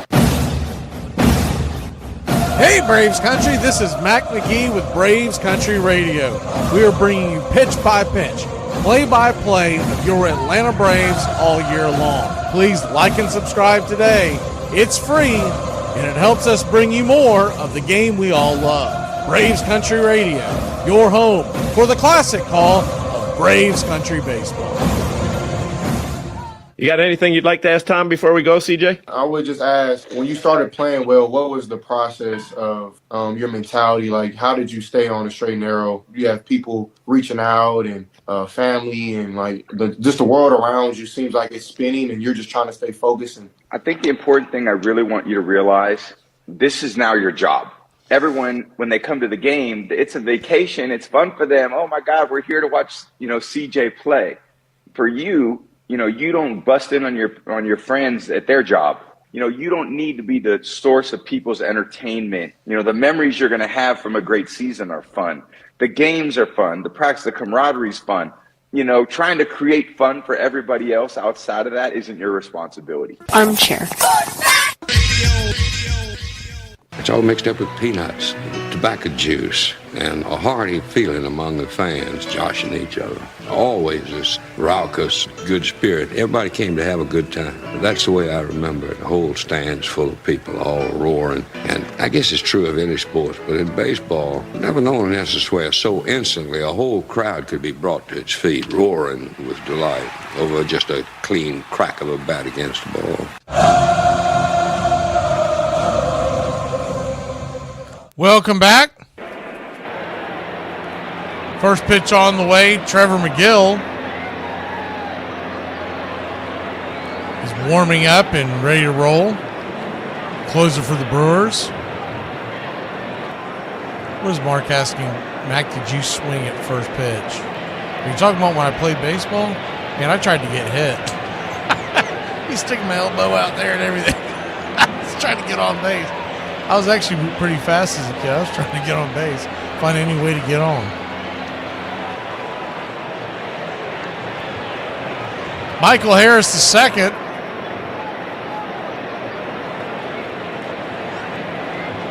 Stands in, first pitch on the way, pops it up. Man, that is that same swing he had when he was in a slump. Goes into center. He's back to those ways.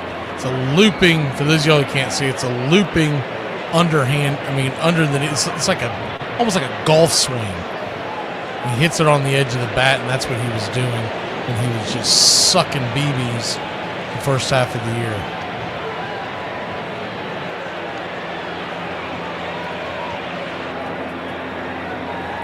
First pitch on the way to Ozzie Albies is right there for a strike. It's 0-1.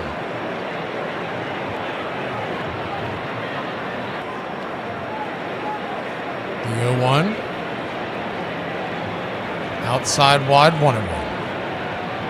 We're going to see how this plays out, and I don't know if we'll do it tomorrow, but we're going to play with the idea of doing this. I like the idea. I'm going to have to worry about the screen. And if you prefer one view over the other, you can jump over to. We may not do it every game, but talking about the double screen feature for the Braves, I'm not going to try to do it when we do the double headers. One screen's fine. The 0-2, swing and a miss, 100 miles an hour, 101, 2 down.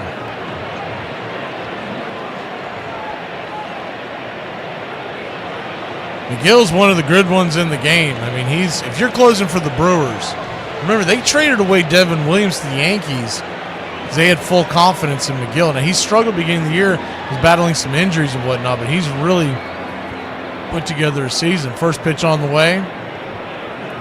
Eli White swings at a knuckle curve in the dirt. It's 0-1. That's the kind of stuff, though, that drives you crazy because you're like, man, is no one talking to Eli when he goes up to the plate? Man, you got to get on. So see if you can get on. Don't swing at the first thing you see because your run realistically means nothing. He's the 0-1 right there for a strike. It's 0-2. And I know he just hit 2 home runs, so he's in that feel. But you got to find a way to work yourself on because even if you swat one over the wall, we're still down a run. The 0-2, swing, chops it over to third, and that's going to end the game. 5-3 put out. Eli busting it down the line. You got to respect that. But the Braves lose 3-1. Whole bunch of nothing from the Braves once again tonight, as they just seem like they're going through the motions when they play these tired games. There's not a lot of motivation in front coming from the dugout. 1 run, 3 hits. Milwaukee, 3 runs, 3 hits. This game will finish in just over 2 hours, and we're going to call it, let's see, 2 hours and 13 minutes. You got your game in. And appreciate the contribution there, Iron Lung. Wish we could have brought y'all a better game, but maybe we've found something we might be able to do down the road. You know, look at some of the issues and non-issues with it. I always assumed we couldn't do what we did tonight.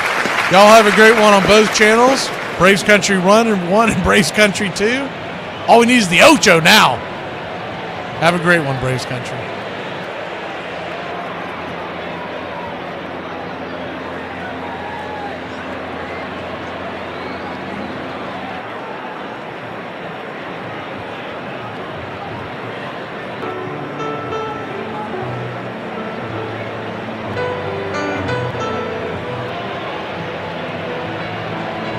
Casey at the Bat by Ernest Lawrence Thayer.